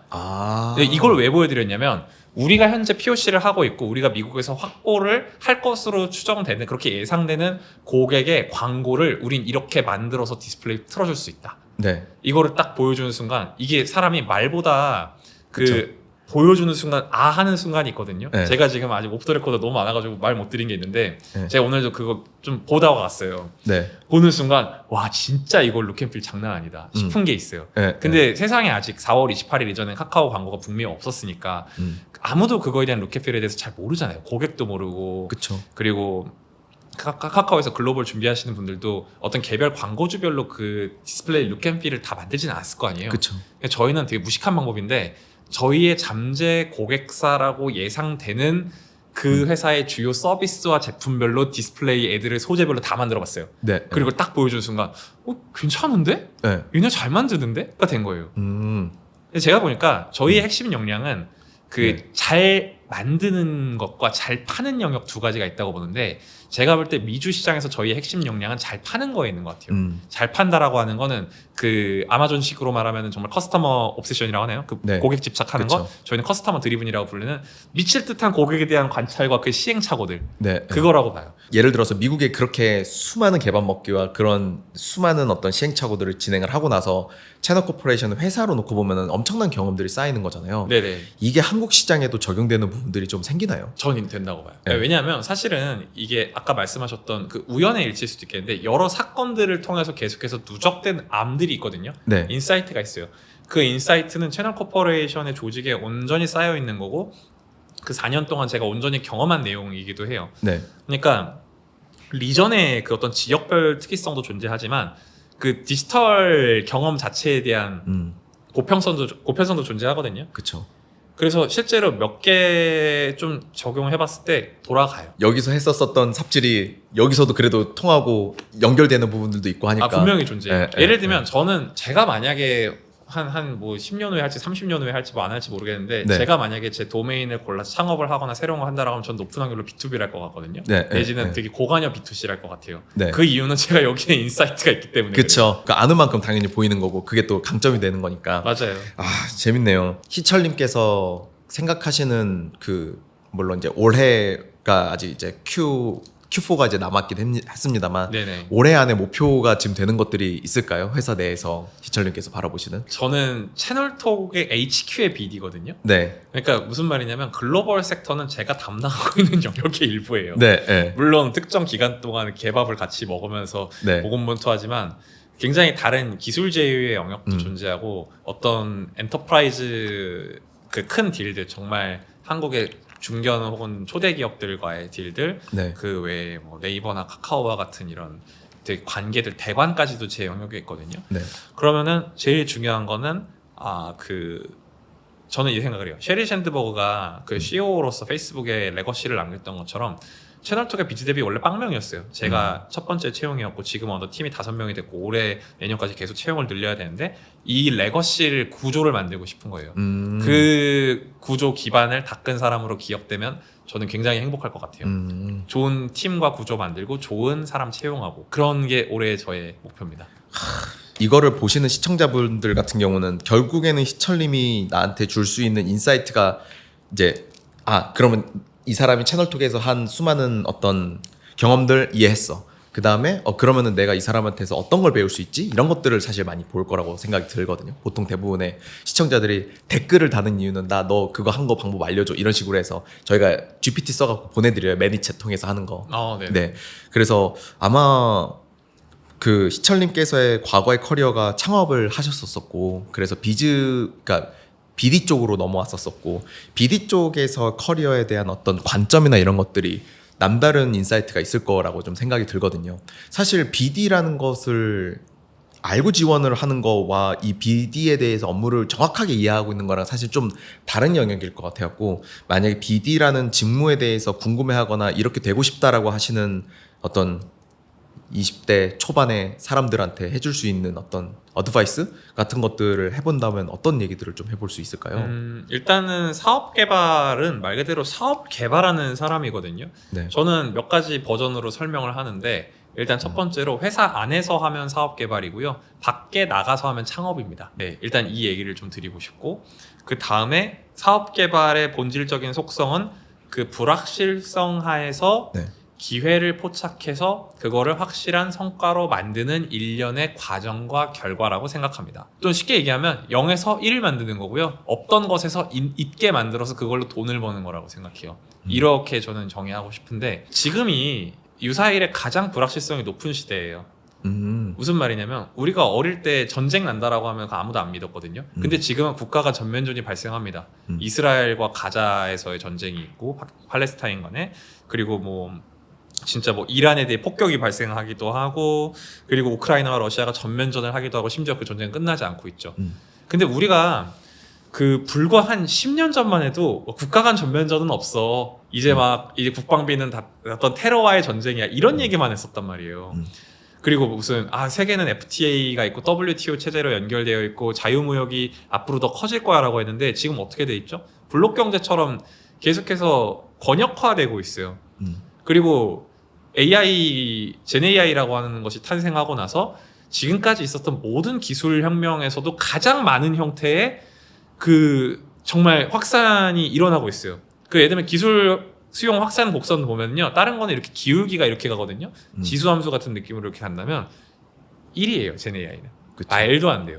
무슨 말이냐면 지금 우리가 불과 5년 전, 3년 전, 10년 전과 완전히 다른 세계에 살게 됐다는 게 중요해요. 우리는 그 변화의 변곡점에 있는 게 아니라 절단면에 서 있어요. 앞으로 훨씬 더 불확실성을 우린 마주하게 될 거예요. 그렇기 때문에 사업 개발적 관점과 그 짜세와 깡은 필요해요. 그래서 우리는 모두가 다 사업 개발을 해야 돼요. 전 그 얘기를 드리고 싶고 무슨 말이냐면 그 세계적 레벨의 변화가 있는 것처럼 기업적 레벨, 산업적 레벨의 변화는 굉장히 앞으로 많이 발생할 겁니다. 그렇기 때문에 제가 굳이 드리고 싶은 말씀은 직무로서의 사업 개발을 보는 게 아니라 역할로서의 사업 개발을 보시는 게 중요하다고 생각해요. 앞으로 직무는 지워질 거예요.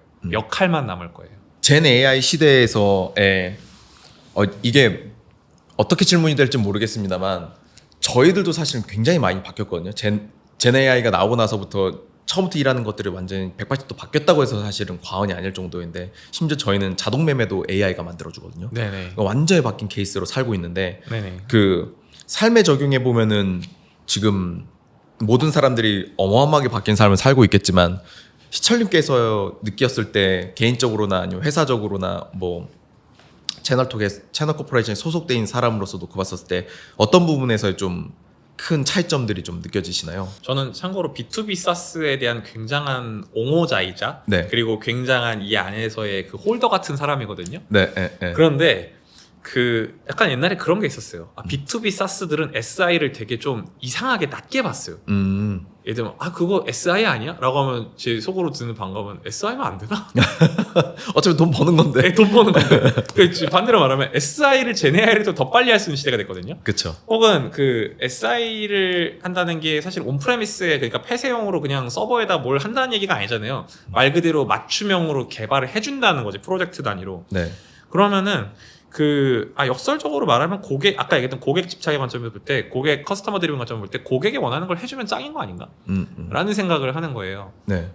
그러니까 젠 AI 아까 얘기를 했지만 젠 AI 시대가 되면서 제가 볼 때 전 커리어는 세 가지밖에 없다고 생각하는데 만드는 것과 파는 것과 운영하는 것밖에 없다고 생각해요. 본질적으로 단순화하면. 근데 GenAI의 등장은 만드는 것과 운영하는 것을 옛날보다 엄청 쉽게 만들었어요. 말도 안 되게 쉽게 만들었어요. 그러니까 이제는 뭐 무슨 바이브 코딩을 합니다. 내지는 무슨 뭐 자동화된 형태의 파이낸셜 당신의 뭐 무슨 어떤 CFO 비서가 돼줍니다. 자동 정산해줍니다. 이게 돼요. 옛날에 그거 만드는데 뭐 30년 걸렸다 치면 뭐 농담이면 30년 안 걸리죠.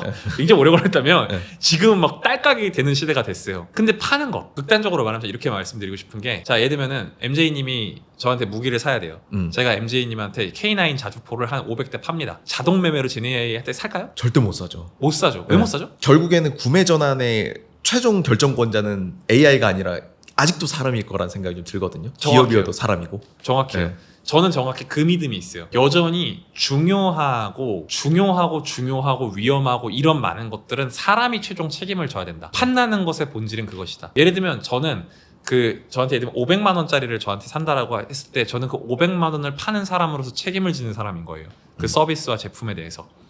그래서 사람으로서 잘 팔 수 있는 사람, 본질은 책임질 수 있는 사람이 되는 게 중요하겠구나가 저는 인간의 영역이라고 생각이 들었어요. GenAI는 똑똑할 수 있지만 책임져 주지 않잖아요. 적어도 제 세대에서 일하는 동안에는 사람과 사람의 이 대화를 하면서 느끼는 이 유대감과 이 파는 것에 대한 것이든 책임에 대한 것은 결국은 사람이 가져갈 거라고 봐요. 그런 관점에서 SaaS와 SI에 대한 이분법적 구분은 별로 의미가 없는 시대가 됐다. 고객이 원하는 거 빨리 만들어서 책임지면서 해주면 된다. 해결해주면 된다.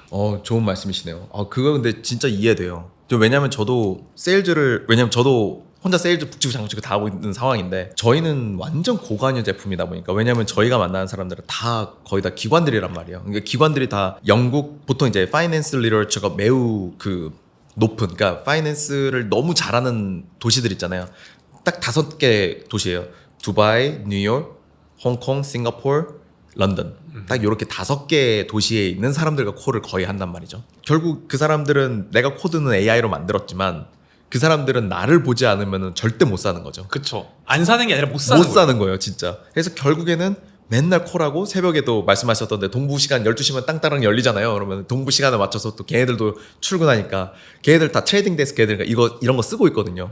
그런 애들이랑 콜하고 내 거 설명해주고 이런 모든 과정들을 지나면서 이거 콜만 빼고 이 세일즈만 빼고는 거의 다 AI로 자동화를 어느 정도 저희들도 돌려놨는데 세일즈는 도저히 안 되는 영역인 것 같아요. 그러니까 이거는 기능의 영역이 아니라 그 사람과 사람 간의 믿음으로만 체결되는 거래인 거잖아요. 저희 집에 뭐 냉장고까지 사는 건 그렇게 할 수 있다 쳐요. 만약에 상세 페이지 잘 보고 좋은 리뷰가 있구나 하겠지만 만약에 제가 저의 뭐 일생을 결정하는 엄청 중요한 뭐 딜을 했다고 쳐요. 예를 들면 뭐 투자를 받거나 아니면 이직을 하거나 이거를 과연 우리가 AI 딸깍으로 하겠냐는 거예요. 절대 못하죠. 누군 할 수 있을지 모르겠어요. 근데 저는 아니에요. 저도 못하겠어요. 저를 찾는 고객들도 그걸 못하니까 저랑 결국에는 맨 마지막에는 결국에 콜 다 하는 거고 왜냐면은 이미 제가 보내준 자료 다 읽어보고 그러니까 관심 있으니까 연락을 하는 거고 결국에는 의사결정하는 거는 너가 이거를 내 돈을 매니징 할 수 있는 사람이냐 아니냐로 판단을 하려고 하는 거니까 그렇죠. 결국에는 AI가 들어올 수 있는 영역들은 존재하지만 말씀하셨던 그런 세일즈의 영역으로 최종 의사결정권자의 영역에 놓고 봤었을 때는 아직까지도 AI가 들어오기 확실히 어려운 부분들이 많은 것 같다는 생각이 좀 들어요. 다른 얘기이긴 한데 그냥 이제 궁금해서 시철님께서 얼마 전에 이제 인스타그램 올리셨던 걸 보니까 네네. 그 모임장을 하셨었던 건가요? 트레바리 클럽장이요? 네네. 그거는 좀 어떤가요? 이게 물론 저는 이제 그런 거를 모임장이나 이런 걸 해본 적은 없는데 네네. 그래도 네트워크 관점에서는 어떤 것들이 좀 필요할지 이제 저를 포함해서 여기 이제 보시는 분들은 거의 다 사회 초년생이라고 보면 딱 맞거든요. 네네. 그래서 그런 부분들한테 얘기해 줄 수 있는 어떤 네트워크 꿀팁 같은 것들이 좀 있으면 제가 쇼츠 뽑기 딱 좋게 말씀드릴게요. 네. 이대로 실으셔도 되는데 네. 사람이 사람을 만난 이유는 극단적으로 말하면 2가지밖에 없어요. 재미있거나 5호 조건입니다. 유익하거나. 엄청 재밌어도 그 사람 만나고요. 엄청 유익해도 그 사람 만나요. 근데 재밌고 유익하면 더블이죠. 그쵸. 묶고 더블로 가는 겁니다. 너무 좋은 거예요.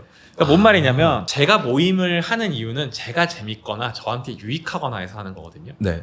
반대로 말할 때 저는 세상에서 제일 고통스러운 순간 중에 하나가 재미없는 사람이랑 유익하지 않은 얘기하는 거라 생각해요. 무슨 말이냐면 이게 사람이 사람을 만나면 뭔가 배우는 게 있거나 재밌어야 돼요. 그쵸. 그 모임에서의 본질도 좀 그렇다고 생각하거든요. 그러니까 저는 제가 비즈데브 KR이라고 하는 한국의 사업개발 커뮤니티를 가지고 있어요. 그리고 같이 하고 있어요. 그리고 구글의 사업개발 치거나 그 한국에서 대표적인 사업개발 어떤 모임 뭐야, 인사이트 뭐야라고 그 GPT한테 물어보면 얘가 잘 잡아줍니다. 그러니까 SEO와 AEO 관점에서 성공한 사업개발 모임을 갖고 있어요. 네, 네. 심지어 거기 있는 사람들 굉장히 훌륭한 사람들입니다. 네. 그 저보다 한 10배 훌륭해요. 네. 네. 근데 이런 사람도 있고, 그리고 트레바리 클럽 같은 경우에는 제가 그 모임의 이름도 즐거운 생존이라고 정했어요. 거기서는 사업개발 얘기 일체 안 해요. 그냥 인간다운 그냥 어떻게 우리가 행복하게 이 생존하고 살아갈까에 대한 그런 토픽으로만 얘기를 했던 거예요. 그리고 저는 쓸모에 잠식된 삶을 살고 싶지 않거든요. 낭만과 향기가 있는 삶을 살고 싶어요.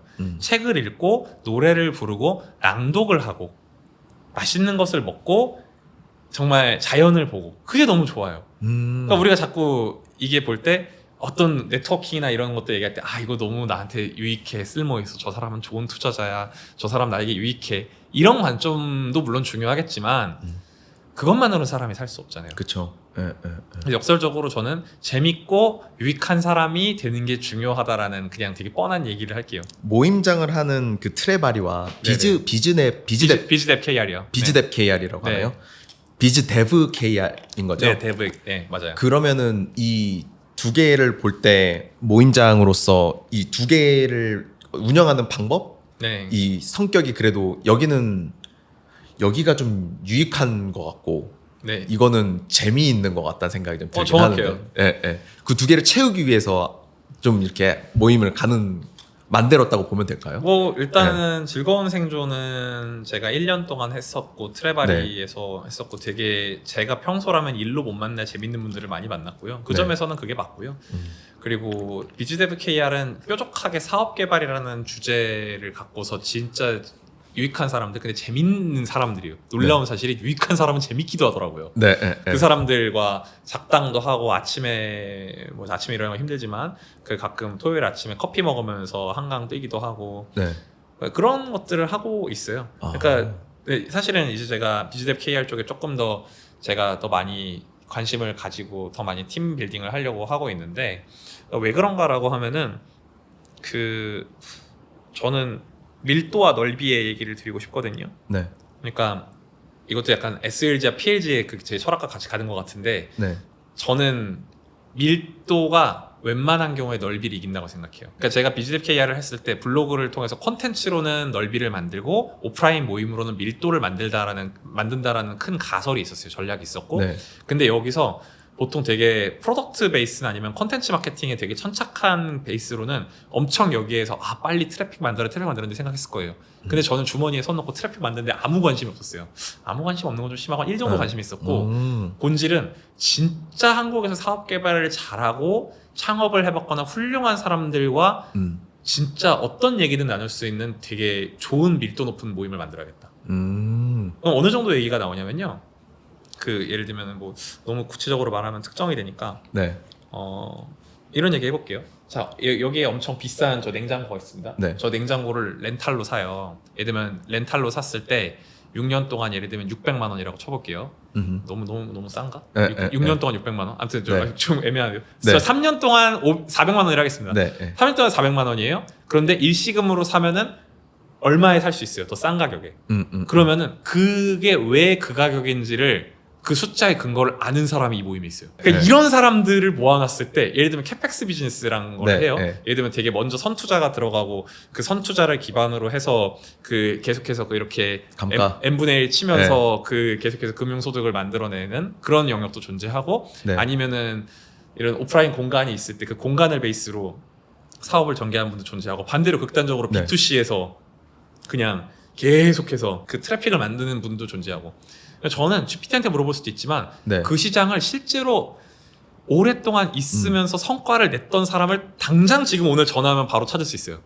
바로 물어보면 누구누구니 혹시 저 궁금한데요 하면 바로 그 사람은 자기의 관점을 얘기해 줍니다. 전 이런 밀도가 높은 사람들을 찾았고 만나서 가끔씩 커피를 마시고 놉니다. 안 그래도 제가 요즘에 개인적인 고민이긴 합니다만 제가 이제 일하고 있는 부분이 크립토 쪽이고 만나는 사람들이 다 온라인에 다른 나라들에 있고 저희가 한국에 고객이 한 명도 없어요. 아 진짜요? 한국에 고객 한 명도 없어요. 그래서 이제 이건 좀 심한 것 같다라는 생각이 좀 들어서 그래도 한국에 왜냐면 이제 스테이블 코인이 풀리잖아요 한국에. 네네네. 그래서 이쪽 시장이 열릴 거라고 저희는 보고 있거든요 실제로 업계에서는. 그래서 여기에서 디지털 에셋 매니지먼트 솔루션을 한국에다가 런칭해서 해봐야 되겠다 해서 첫 번째 단계로 이제 클래스 1, 그러니까 이것도 반대가 된 거긴 한데 원래는 빌드업을 한다면 클래스 101이 나와야 되는데 클래스 101부터 런칭하고 빌드업이 시작된 단계가 된 거죠. 네네. 그래서 뭐 바이럴 마케팅이니 뭐니 해야 되는데 저도 말씀하셨던 대로 바이럴 마케팅 하는 건 넓게 가는 거고 밀도 있는 무언가를 만들어야 되겠다는 생각이 좀 들어서 넷플 연가를 한번 처음 가봤어요. 네네. 거기도 그래도 크립토 모임장이 있어서 가봤는데 이런 거를 만들어야 되나? 아니면 그러니까 제 고민이 이거였어요. 만들까? 참석할까?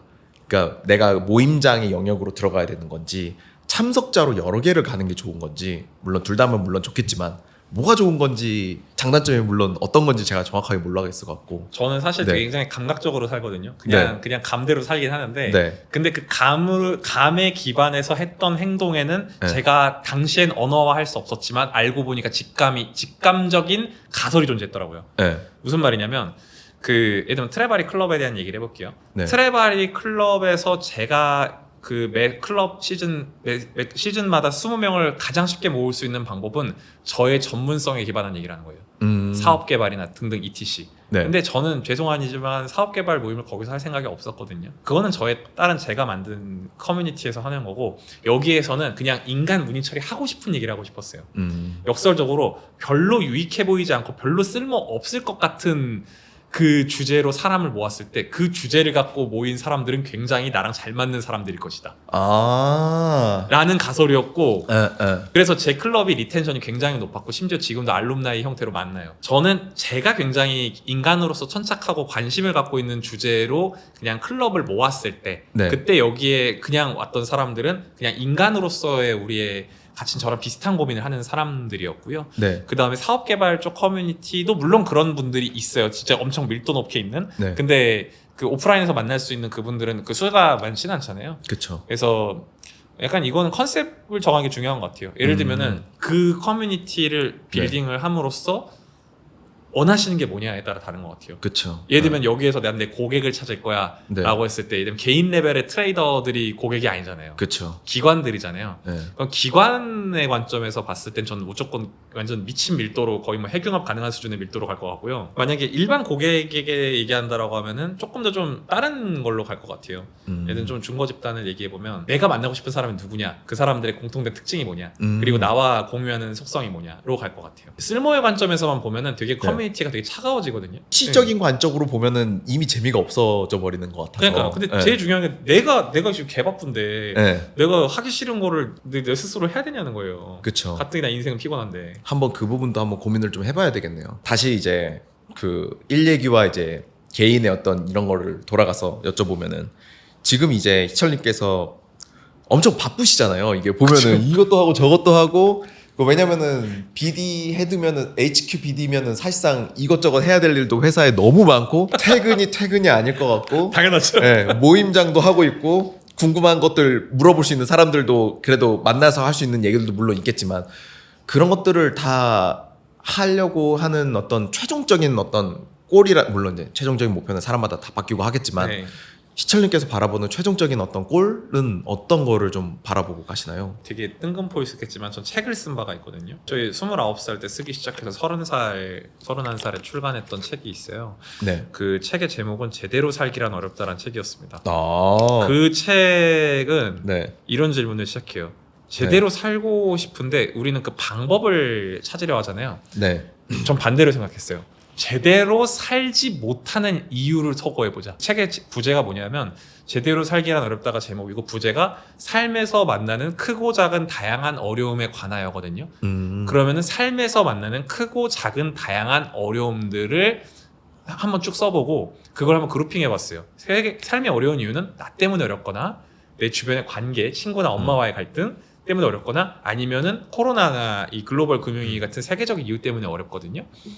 그러면 여기에서 한 명이 개인으로서 나는 어떻게 이 어려움들을 마주할 것인가가 제 삶에서 되게 중요한 질문이었어요. 그 20대 끝장에서 만났던 창업도 실패하고 졸업도 실패하고 사랑도 실패하고 모든 거에 다 실패했던 실패 인생이었고 저는 금수저도 아니고 학교도 자퇴했다가 나중에 재입학도 해보고 겨우 졸업했지만 그 외에 파산도 해보고 정말 많은 우여곡절이 있었잖아요. 네. 그러면은 아니 뭐 내가 무슨 죄를 졌다 이렇게 세상에 나를 억까하나 이런 생각을 할 수 있는데 근데 결국에는 남는 거는 뭐였냐면 한 명의 책임을 지는 자유로운 개인으로 살아야 된다.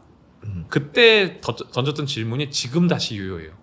그러니까 그 제대로 살기라고 표현해 볼게요. 삶에서의 꼴이 무엇이냐, 목표 이루고 싶은 게 뭐냐라고 할 때 네. 목표는 제대로 살기고요. 굳이 말하면 제 목적은 제대로 살기고요. 네. 제대로 살기를 조금 더 표현해 보면 제대로 살지 않는 것들을 소거한 삶이고요. 그 어려움들을 해결한 삶이고요. 그 다음에 그 꿈을 갖고 있는 사람이에요. 그 꿈이라고 하는 거는 어떤 직업이 아니에요. 어떠한 저는 이렇게 생각하는데 제가 키가 좀 큰 편이에요. 저한테 맞는 옷이 MJ님한테 안 맞고 반대도 마찬가지예요. 그러면 누군가의 전 꿈이라고 하는 것은 그 삶에서의 가치관과 방향성이라 생각하거든요. 저에게 이게 대강 맞는 옷이에요.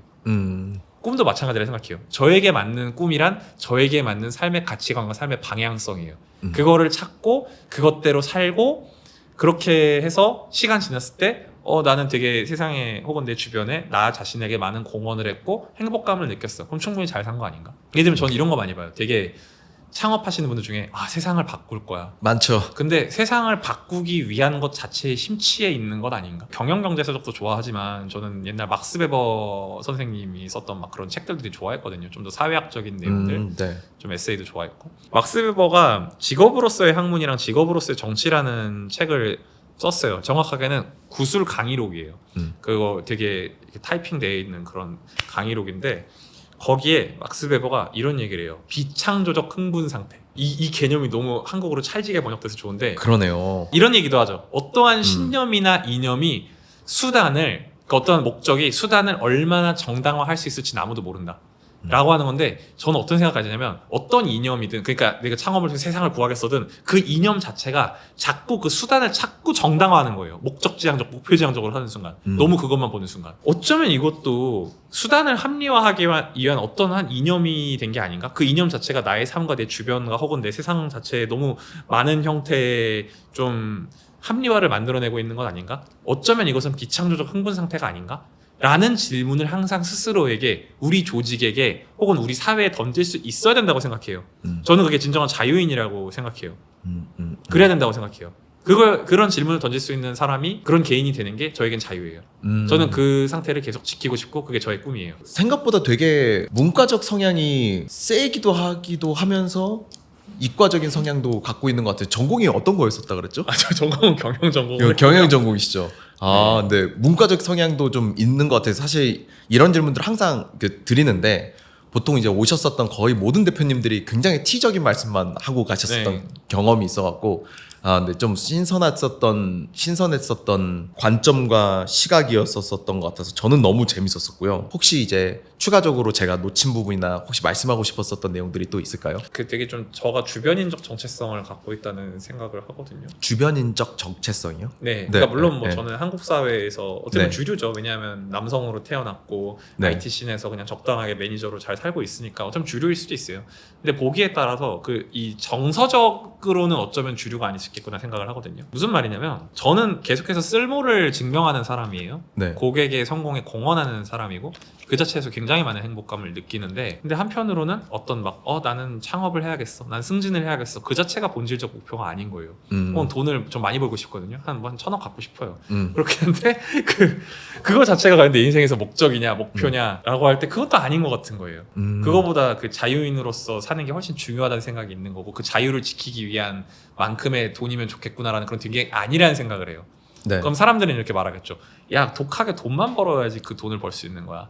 내지는 제가 조금 더 그 좀 실용의 영역, 쓸모의 영역과 그 어떤 좀 더 그 인간과 그 낭만의 영역이 있다라고 할 때 저는 그 중간에 주변인 같은 존재인 거죠. 굉장히 예술에 침잠하고 여기에 엄청 천착해서 창작을 하는 그런 예술가도 아니고 반대로 굉장히 쓸모 자체로 말씀하신 T적 성향을 완전 강해가지고 이건 이렇게 하면 돈이 발생하고 이렇게 생각하는 사람도 아닌 거예요, 본질적으로. 네. 근데 저는 이 주변인적 정체성을 저는 되게 잘 누리면서 재밌게 살고 있는데 이걸 들으시고 보시는 분들에게는 네. 쟤 개소리하네라고 생각할 수도 있을 것 같아요. 야, 그러면 돈 못 벌어. 그럼 저는 이렇게 말하겠죠. 돈을 못 벌면 안 되는? 그러면은 저 사람 너무 좀 뭔가 좀 돈 버는 얘기 혹은 쓸모에 대한 얘기만 하는데 얘기하면 그럼 돈을 벌고 고객에게 쓸모 있는 걸 해야 되지 않나요?라는 이런 주변적 정체성을 갖고 있다는 거죠. 네. 근데 여기에서 제가 어느 시점 어느 국면에서는 마치 그 개밥을 먹던 POC 기간이 있었던 것처럼 언젠간 이 순간을 선택해야 되는 국면이 있겠구나. 그 시간 동안은 이런 생각도 요즘 많이 해요. 네. 근데 여러분도 비슷할 것 같아요. 그렇게 또 생각 한 번도 못 해봤네요. 재밌는 관점들이 되게 많으시네요. 감사합니다. 네, 이게 주변인적 정체성이라고 생각을 해본 적이 없는데 이게 만든 원래 있는 term인 건가요? 용어인 건가요? 아니 그냥 제가 한번 생각이 났어요 갑자기. 네. 너무 신기하네요. 그렇게 생각을 할 수 있구나. 근데 있음직해요. 주변인의 정체성이라고 하는 건. 네. 그러니까 아까 우리가 미국 시장에서 세그먼트를 볼 때 네. 되게 어떻게 정의하냐에 따라서 굉장히 다른 세그먼트들이 정의된다고 했잖아요. 네. 그럼 얼추 봤을 때 저는 한국에서 주변인이 아닐 수도 있어요. 네. 그 굉장히 주류적인 삶일 수도 있어요. 근데 뭐 제가 그럼 주류적인 삶이 아니라고 한다면 저는 스타트업 씬에서 좀 웃긴 얘기인데 제가 뭐 엄청 명문대를 나온 건 아니거든요. 그 네. 스타트업 씬에서 보통 리드급 되는 사람들 중에 대부분은 다 소위 말하는 스카이를 나오시거나 네. 아니면은 되게 소위 말하면 좀 더 강남 키드거나 이러거든요. 근데 저는 네. 인천에서 초중고 나왔습니다. 근데 이 재밌는 게 뭐냐면 이 주변인적 정체성이라는 게 제가 진짜 오랜만에 네. 그 서부에 저 경기 서부 인천 지역에 있는 친구들을 만난 적이 있는데 걔네가 저를 보면서 뭐라고 하겠냐면 야, 니 강남 사람 다 됐다 이러는 거예요. 네, 그쵸. 맞는 얘기죠. 그러니까 네. 예를 들면 저는 오늘 제가 되게 두섭게 말했다 생각하거든요. 네. 근데 네. 보통 사람들의 대화는 되게 조각난 언어, 파편화된 언어로 되게 흐름으로 가요. 명료한 언어로 정의되지 않아요. 근데 저는 기본적으로 오늘은 굉장히 제 기준에서는 되게 개소리를 많이 한 건데 네. 명료하지 않은 언어, 뭐가 정제되지 않은 형태의 언어로 말을 하면 안 되는 게 훈련된 사람이란 말이에요. 책도 썼었고 네. 회사에서 보고서도 쓰고 그리고 엔터프라이즈 딜을 할 때 엔터프라이즈에 사람은 얼마나 시간이 없습니까? 그쵸. 두 가지를 때려 넣는 거예요. 이게 이래서 중요합니다. 그래서 이렇게 해야 됩니다. 언제까지 합니다. 이게 훈련된 사람이니까 네. 걔들이 봤을 때는 야, 무슨 강남 사람이야 이런 얘기를 하는 거예요. 네. 그래서 그럼 마치 이렇게 얘기하는데 한편 제가 여기 왔을 때는 조금 주변적인 거예요. 약간 저 항상 친구들한테 얘기하는 게 저 영어 잘하지 않지만 네. Don't forget where we came from 이런 얘기하거든요. 네. 그래서 그렇겠구나. 제가 스레드글 보고 DM을 보낸 게 희철이가 처음이자 마지막이에요. 아 진짜요? 네. 감사합니다. 그러니까 그 말씀을 드리고 싶었었어요. 글이 되게 말 걸고 싶게끔 잘 썼어요. 그래서 사실 채널톡에 대해서는 뭐 모르는 사람은 없지만 여기가 어떻게 돼가고 있는지 궁금하다라는 생각은 아주 조그마한 마음으로 있었는데 말을 들어보고 싶다라고 생각이 들어서 연락을 드렸었던 거여서 아마 글이나 이런 것들이 되게 정제돼서 되게 잘 쓰시는 편이라고 생각이 사실 저는 개인적으로 들더라고요. 감사합니다. 네.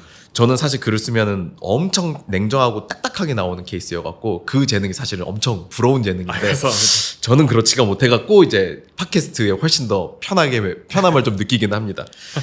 재밌네요. 감사합니다. 네. 혹시 저한테 궁금한거나 아니면은 뭐 이런 것들이 있을까요? 저 굉장히 많은데 네. 그러니까 사실은 저 Y 컴비네이터가 저한테는 약간 정말 전설의 포켓몬 같은 존재거든요. 저한테도 그랬습니다. YC가 종종 있지만 네. YC를 하고 있는 사람들 중에 그 행보가 되게 특이한 사람들도 많잖아요. 네, 아마 맞아요. 분명히 저기 인도를 돌면서 히피의 삶을 살고 있는 사람 분명히 어딘가에 있을 까 생각하는데 맞아요. 어제가 제가 본 적이 없기 때문에 네. 이게 궁금해요. 그러니까 MJ님이 YC를 처음에 하게 됐던 이유와 네. 지금의 어떤 이런 많은 활동들을 하게 되는 여러 이유들 네.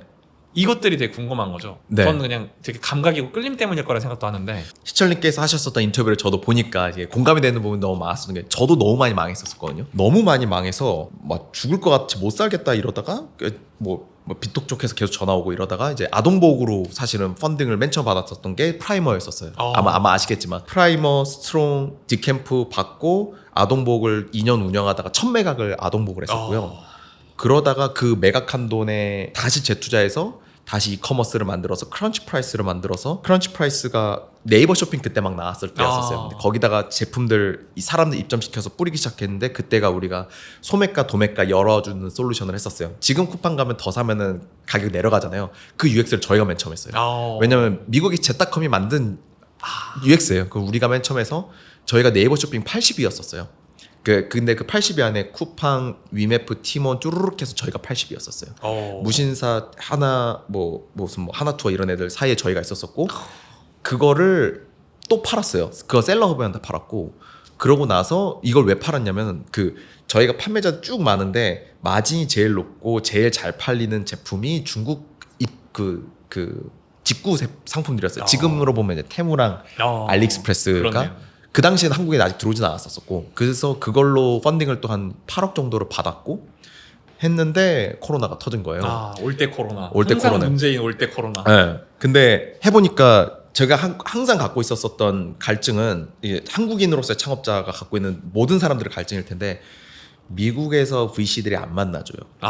우리가 알잖아요. 한국보다 미국이 더 해준대 하는데 미국 가서 그때 정부 지원금으로 아동복 할 때 한 3개월 정도 샘플 안에 있었던 적이 있었어요. 네네. 근데 안 만나줘요. 내가 매출에도 높은데 안 만나주는데 그 당시에 아직도 기억나는 게 DCM인가 DMC라고 그 제퍼니스 아메리칸 오스카라고 하시는 분이 운영하시는 VC가 있었어요. 근데 거기가 유일하게 미팅을 해주는 곳이었었어요. 저는 하는 말이 MJ 생각해봐. 나 YC만 만나도 시간이 없는데 내가 한국에서 온 너를 왜 만나야 돼? 이렇게 물었고 맞는 얘기잖아요. 맞아요. YC 배치만 만나는 것만 해도 시간이 없어 죽겠는데 왜 내가 너를 만나야 되냐고. 그러니까. 그래서 YC를 무조건 들어가야 되겠구나. 그렇게 해야지 기회가 열리겠구나라는 생각을 했었었고 감사하게도 YC 1호가 미미박스잖아요. 미미박스 네. 대표님이 저희 엔젤 투자자였었어요. 그리고 2호가 샌드버드인데 샌드버드 대표님이랑 저랑 마루 180의 옆 사무실이었었어요. 아동복 제가 했었을 때. 그래서 옆에서 보니까 이게 기회가 달라지는 거를 목도를 너무 옆에서 샌드버드는 옆에서 봤으니까 그래서 저기 무조건 들어가야겠다 해야 되겠다 싶었고 어쨌든 중국 사업했는데 그거 코로나 맞고 그거를 또 팔았어요. 개발팀이랑 같이 해서 셀러버에 넘기고 그 다음에 이제 우리가 죽었다 깨나도 YC 들어가는 비즈니스 모델로 바꿔야 되겠다 해갖고 다 갈아엎어서 만든 게 10분 특공대였고 그게 이제 YC가 됐었었죠. 근데 이제 YC 되고 나서 보니까 아까 잠깐 말씀드리긴 했지만 너무 기라성 같은 애들이 많으니까 제품력으로 쟤네들과 글로벌 시장에서 이기는 거는 불가능에 가까운 것 같고 한국에서 저도 창업을 그래서 10년 정도 했었었고 매각도 그래서 작게는 3개 정도 했었는데 한국에서 1등해도 돈 못 벌다는 생각이 들더라고요. 너무 잘 아시잖아요. 이게 오늘 회 날라가고 그렇죠. 창업자들 중에 투자 받아서 돈 벌었다는 얘기 저는 거의 못 들어본 것 같아요. 다들 그냥 어딘가에서 뜯겼고 어딘가에서 망했고 어딘가에서 소송받고 있고 우리나라는 그냥 다 뜯어내가는 VC 구조인 것 같아요. 안타깝게 세컨 티어만 내려가면 이미 그렇게 돼버리니까. 그래서 그냥 무조건 돈을 벌자라는 생각이 있었는데 YC 이름은 이미 갖고 있으니까 활용은 하고 싶었고 그렇게 해서 1등도 돈 벌고 만등도 돈을 벌고 10만 등도 돈을 버는 거를 찾다 보니까 코인 쪽으로 들어왔었던 것 같아요. 근데 자동 매매 코드는 제가 봤었을 때는 이 제품들을 만드는 그 수많은 노력에 비해 거의 사소해요. 네. 우리가 볼 땐 그래요. 제가 창업자 입장으로 놓고 보면은 진짜 너무 사소하다. 코드 숫자 어쨌든 코드 차트는 차트잖아요. 그쵸. 다 숫자로 기반으로 나오는 거고 거기에 대해서 트레이딩에 대한 경험치가 제가 남들보다만 높으면은 이길 수 있는 게임이겠다라고 생각을 했고 그렇게 해서 만들게 된 거예요. 그래서 YC가 배치당 유니콘이 나오는 게 5%예요. 그러니까 만나는 사람 5%가 생각보다 높은데요? 생각보다 높아요. 네. 그리고 1년에 한 번씩 YC 리유니언이라고 갖고 1년에 한 번씩 그 샘플에서 모이는 걸 했었어요. 가면은 구글 포토 만든 사람 있고 Gmail 만든 사람 있고 스케일 AI 알렉산더 왕 와 있고 막 이렇고 망한 애들은 안 올 거잖아요. 만나서 네트워킹 해보면 다 유니콘이래요. 그러면 와 근데 어쨌든 유니콘을 갈 수 있으려면은 안타깝게 제가 한국인이니까 한국에 있어야 되잖아요. 그렇죠. 한국이 잘하는 게 IT 분야에서 몇 개가 없는데 그 중에 하나가 크립토예요. 그렇죠. 네, 우리나라가 전 세계 볼륨의 2등이에요. 원래 2017년만 해도 50%가 한국이었잖아요. 맞아요. 미쳤잖아요. 그러니까 우리나라는 하고 싶어서 하는 게 아니에요. 이것밖에 답이 없으니까 하는 것도 많을 수밖에 없다고 생각해요. 근데 우리나라가 전 세계 2등인데 1등이 미국인데 거기 기관들 볼륨이고요. 2등인 우리나라 만들어낸 거 개미들 볼륨이에요. 엄청난 거죠. 네, 엄청난 거예요. 근데 이걸 지는 게임이잖아요. 근데 이거를 좀 우리가 봤었을 때 한국에 있으면서 내가 한국에 있으면서 이길 수 있는 게임은 코인 자동 매매 쪽인 것 같다라고 해서 YC 파트너분들한테 피치해갖고 2024년에 제가 만든 전략이 17배를 했어요. 그래서 나 이거 갖고 펀드 만들겠다 해갖고 거기서 sure let's go 그래서 만든 게 지금의 이제 펀드가 됐죠. 한편으로는 제가 어떤 생각을 했었냐면은 돈을 벌기 위해서는 세계적으로 볼륨이 큰 일을 해야겠구나. 한국이나 일본이 아까 제가 되게 신기한 시장이라 했잖아요. 네, 그러니까 영미권 애들 입장에서 노답의 시장인 게 여기가 별도의 규제와 맞아요. 전혀 호환되지 않는 언어를 쓰고 있는 거예요. 맞아요. 그럼 아무도 몰라. 이 시장에 대해서 블랙박스예요. 근데 네. 막상 와보면은 다 얘기하는 게 아마 저희 캐나다 사촌들이 있으니까 저 네. 얘기하는데 한국 와서 얘네 느꼈던 게 와 여기 되게 엄청 그 고실내 사회다 이런 표현 하더라고요. 무슨 하이 무슨 소사이어티라고 얘기했던 것 같은데 네. 왜 그런 얘기를 하냐면 왜 저걸 두고 가는데 왜 아무도 가져가지 않아? 아, 그치. 뭐 이런 얘기 아시죠? 네, 네. 이제 어제도 심심해서 맥도날드 막 관련된 한국의 패스트푸드를 도장을 깨는 어떤 미국인 아저씨 있는데 네, 네. 와 놀랍다. 여기에서는 맥플러리 스푼을 주는데 그 진짜 은색 스푼이다. 네, 네. 미국이었다면 이건 누가 그치. 가져갔을 것이다. 이런 얘기를 하는 거예요. 이게 엄청 고실내 사회다 여기는. 그 네. 얘기 하는 거예요. 왜 다 사람들이 횡단보도에 줄을 서 있지? 왜 쓰레기를 버리지 않지? 왜 거리에 노숙자가 없지? 뭐 이런 얘기를 하는 거예요. 맞아요. 그 아시아 한 번도 안 왔던 제 캐나다 사촌의 남편 네. 얘가 그 얘기 하더라고요. 그래서 그렇구나 생각하는데 걔네 입장에서 되게 웨얼드한 거죠. 이 의아한 게 너무 맞아요. 많이 일어나요. 네, 진짜 신기한 시장인 것 같아요. 한국 시장을 놓고 보면은 참 재밌는 건 언론에 나오는 얘기랑 반대로 움직여요. 모든 플레이어들이. 네. 그래서 모든 개미들이 알 수 없는 얘기들은 기관들끼리서 해요. 그쵸. 근데 저는 기관들에 붙어 있잖아요. 네네. 그러니까 저는 이 시장에서 개미들이 모르는 얘기들을 많이 알고 있는 이너서클 사람이니까 이 트레이딩 코드를 짤 수 있는 거예요. 그 차이점이 엄청 세요. 근데 대부분들은 그러네요. 모르죠. 네. 근데 이걸 개인 레벨에서 판매하실 생각은 없나요? 제가 살 수 없나요? 그거를 저도 안 그래도 고민 중이에요. 네. 그러니까 왜냐면 전 하이 티켓만 팔았단 말이죠. 네네. 근데 로우 티켓도 팔까라는 생각을 요즘 엄청 많이 해요. 왜냐면 네네. 로우 티켓을 안 팔면 마케팅이나 바이럴리티가 터져도 이게 무슨 의미가 있는가 그렇죠. 싶잖아요.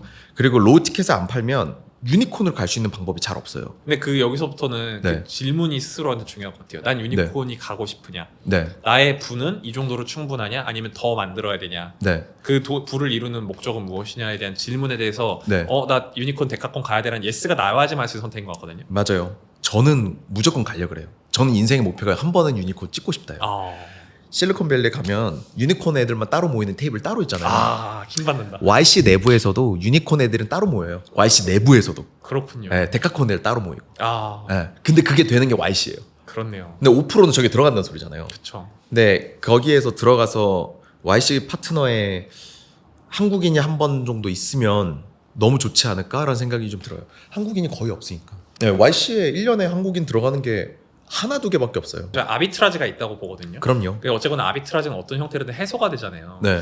근데 그게 봤을 때 여전히 저는 사실 제가 이 생각을 하는 게 저는 한국어라는 그 벽에 gat혀 있는 사람인 거예요. 근데 마찬가지로 봤을 때 근데 제가 한국에서 제가 사업 개발을 했을 때 굉장히 잘하거든요. 네. 그 감히 말씀드려 저 잘해요. 되게 잘해요. 네. 잘할 수 있다는 근거는 그 고객에게 약속한 것들에 어떻게 최적화에 도달할까에 대한 방법을 생각을 하거든요. 네. 근데 제가 경쟁력을 유지할 수 있는 이유는 역설적으로 제가 한국인이기 때문에 한국어에 갇혀있기 때문이라는 생각이 들고 반대로 세계 시장에 못 나가는 이유도 그쵸. 그거라는 생각을 해요. 네. 한국이라는 나라와 한국인은 한국어와 네. 이 지정학적인 이 요소에 굉장히 많은 수혜와 피해를 보고 있다고 생각해요. 100% 동의해요. 이게 그냥 일반적으로 실리콘밸리의 스타일로 생각해 보면 제품력으로 승부하는 거잖아요. 네네. 그러니까 저는 이제 영어를 그래도 어느 정도 합니다만 물론 저도 네이티브 스피커는 아니니까. 그럴 필요가 없죠 사실. 예, 예. 그냥 저는 그냥 내가 만든 퀀트 짠 거 그냥 숫자 보여주고 데이터 던져주고 결정해라고 하면 끝나는 거여서 내가 만든 제품은 요 퀀트 제품이니까 그렇게 딱 끝나는데 말씀하셨던 대로 그런 것들이 분명히 존재하는 것 같아요. 저는 이제 반대의 케이스인 거예요. 나는 한국인인데 해외 세일즈하고 있는데 한국에서 이거를 뭘 어떻게 해야 되지? 이게 그 반대의 생각이 좀 들긴 해요. 왜냐면 반대로 한국은 너무 언밸런스예요. 그러니까 무슨 뜻이냐면 금융에 대한 제반적인 준비가 완벽하게 갖춰져 있는 나라들, 미국 아까 말씀드렸던 뉴욕, 런던 그다음에 이런 나라들 도시들은 이걸 너무 100%잘 이해하니까 준비가 다 되어 있어요. 나는 그냥 걔네들 나라 선택만 하면 돼요. 나면 끝이에요. 한국은 반대로 크립토의 시장에서 전 세계 2위인데도 불구하고 제반 시설이 아무것도 없어요. 그러니까 나는 여기서 뭘 어떻게 해야 되지부터 시작하는 느낌. 그러니까 시장이 없는 느낌. 고래들은 있죠. 웨일들은 있지만 과연 그 사람들이 내 거에다 돈을 넣고 할 수 있나? 이들도 퀘스천 마크가 있고 나도 퀘스천 마크가 있고 이렇게 되죠. 이러면 안 된다는 생각이 드는데 네. 밀도 베이스로 가야 된다는 생각이 들거든요. 네, 그러니까 네. 아무 개인이라고 하면 아무한테나 푸는 게 아닌 거예요. 음. 그러니까 예를 들면 저 같은 사람들은 네. 저는 S&P 500이나 그냥 QQQ나 사는 사람이에요. 네. 네. 그냥 작년에 미국 주식을 처음 사기 시작을 했는데 되게 얼마 안 됐죠. 사실 굉장히 패시브한 전략이잖아요. 길게 보면 이기는 전략이겠지만 그쵸. 빨리는 못 이기거든요. 그쵸. 근데 어떤 사람들은 결국에는 그 고위험에 대한 수익을 어느 정도 감내할 수 있는 그런 사람들도 있는 것 같아요. 맞아요. 네. 그리고 파운더들 중에서도 있다고 생각하고 그런데 그 돈을 잃는다고 인생에 타격까지는 없는 사람들. 네. 예를 들면 네. 저한테 뭐 연애 한 뭐 1000에서 2000 정도 따로 여기 투자하세요라고 할 때 그게 없다고 제 인생 망하지 않잖아요. 그쵸. 그래서 창업자 레벨에서는 더 비슷한 게 많을 것 같고 네. 그러니까 온전히 이 전략에 대해서 그냥 믿음 갖고서 그냥 추종할 수 있는 그냥 그런 사람들 소수에게 네. 저는 일종 POC를 해봐야 된다고 생각이 들거든요. 네. 네. 네. 그리고 여기에서 저는 미국 광고 사업하면서 깨달았던 게 뭐냐면 네.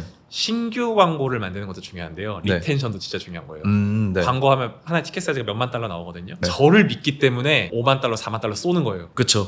맞아요. 진짜 여기도 비슷비슷해요.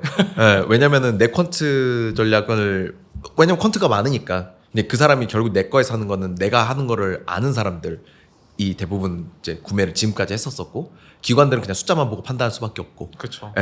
그런 게 좀 다르기는 해요. 아까 확실히. 얘기했던 우리가 예. 그 믿음에 대한 영역으로 간다는 거죠. 예. 그러니까 예를 들면 MJ님이 뭐 그럴 일 없겠지만 네. 뭐 갑자기 예를 들면 갑자기 뭐 본인이 피치 못할 사정으로 갑자기 네. 막 지읒된 상황이 됐어. 네. 진짜 막 네. 그래서 막 도구에 돈을 못 들어주는 상황이 된 거야. 예. 근데 그럴 때 과연 이런 거잖아요. MJ님은 도망갈 사람이냐, 아니면 맞아요. 어떻게든 맨직을 해가지고 네. 돈에다 받고 죄송합니다 그쵸. 하면서 네, 네, 할 네. 사람이냐. 그 차이라고 보거든요. 왜냐하면 사실 미래가 어떻게 알아요. 그 퀀트라고 하더라도 지읒될 수도 있는 거고, 맞아요. 예. 그 포지션이 붕괴될 수도 있는 거고 모르는 거잖아요. 예. 근데 그냥 이런 거잖아요. 고객한테 제가 돈을 받았으면은 제가 한번 회사에서 팀한테 지랄했던 적이 있는데 예. 우리를 믿고 돈을 맡겼잖아. 그쵸. 성과 내야지. 성과를 못 낼지도 몰라요. 음. 근데 우리가 최선을 다해서 아까 제가 사업개발 과정이라는 표현도 썼거든요. 네. 불확실성에서 확실한 성과를 그 만들어내는 그 과정과 결과라고 했잖아요. 과정. 네. 네. 과정도 사실은 사업개발의 여정인 거예요. 과정에서 우리는 굉장히 많은 걸 배울 수 있고 이번 실패에서 다음 성공을 만들 수 있단 말이에요. 마찬가지로 고객은 파트너는 우리를 보고 있단 말이죠. 그쵸. 맞아요. 한 번 한 번이 얼마나 부담될까. 근데 사실은 그 네. 정도 큰 고객은 그거 망한다고 망하지 않거든요. 그쵸. 근데 내가 부담되는 너무 거지. 너무 싫어요. 그러니까 고객이 돈을 맡겼으면 네. 어떻게든 고객은 효용을 봐야 돼요. 하다못해 기분이라도 좋아야 돼. 하다못해 내가 뭘 모르는지 몰랐던 거라도 하나라는 알려줘야 그러니까요. 예, 가치가 있는 거잖아. 시간과 노력에 대한. 그러니까요. 네. 그러니까 더더욱이 역설적으로 그 이 회사라는 구조와 그 이 제품이라는 구조는 굉장히 중요하지만 네. 어쩌면 진짜 본질은 책임이라는 키워드다. AI 시대는 더더욱이라는 생각을 하는 거죠. 참 요즘에 참 쉽지 않은 단어가 되어버렸네. 책임이라는 것도. 그걸 극복하려는 모습에서 저는 굉장히 인간다움이 있다고 생각해요. 사람들은 그걸 보고 좋아하고 예, 그래서 믿음이 생기고 누적된 어떤 사건들 속에서 그 신뢰가 쌓이고. 맞습니다. 재밌는 얘기가 많네요. 슬슬 요쯤에서 한번 마무리를 지으면 좋을 것 같아요. 네, 좋습니다. 일단 오늘 와주셔서 좋은 말씀 너무 감사드리고 다음번에 한번 채널톡에서 진행하셨었던 BD 어떤 작업이나 아니면은 북미를 넘어서 또 다른 에피소드들 나오면 다음번에 한번 또 나오셔서 그 썰들도 한번 좀 풀어주시면 너무 좋을 것 같다고 생각이 듭니다. 언제든지 좋습니다. 네, 오늘 참여해 주셔서 너무 감사드립니다. 네, 불러주셔서 너무 감사하고요. 네. 그 저희 시크릿 소사이어티 앞으로 열심히 조태구알 부탁드리고요. 굉장히 유익하고 재밌는 얘기들이 많습니다. 그럼 여러분 또 뵙도록 하겠습니다. 네, 감사합니다. 감사합니다. 네, 감사합니다.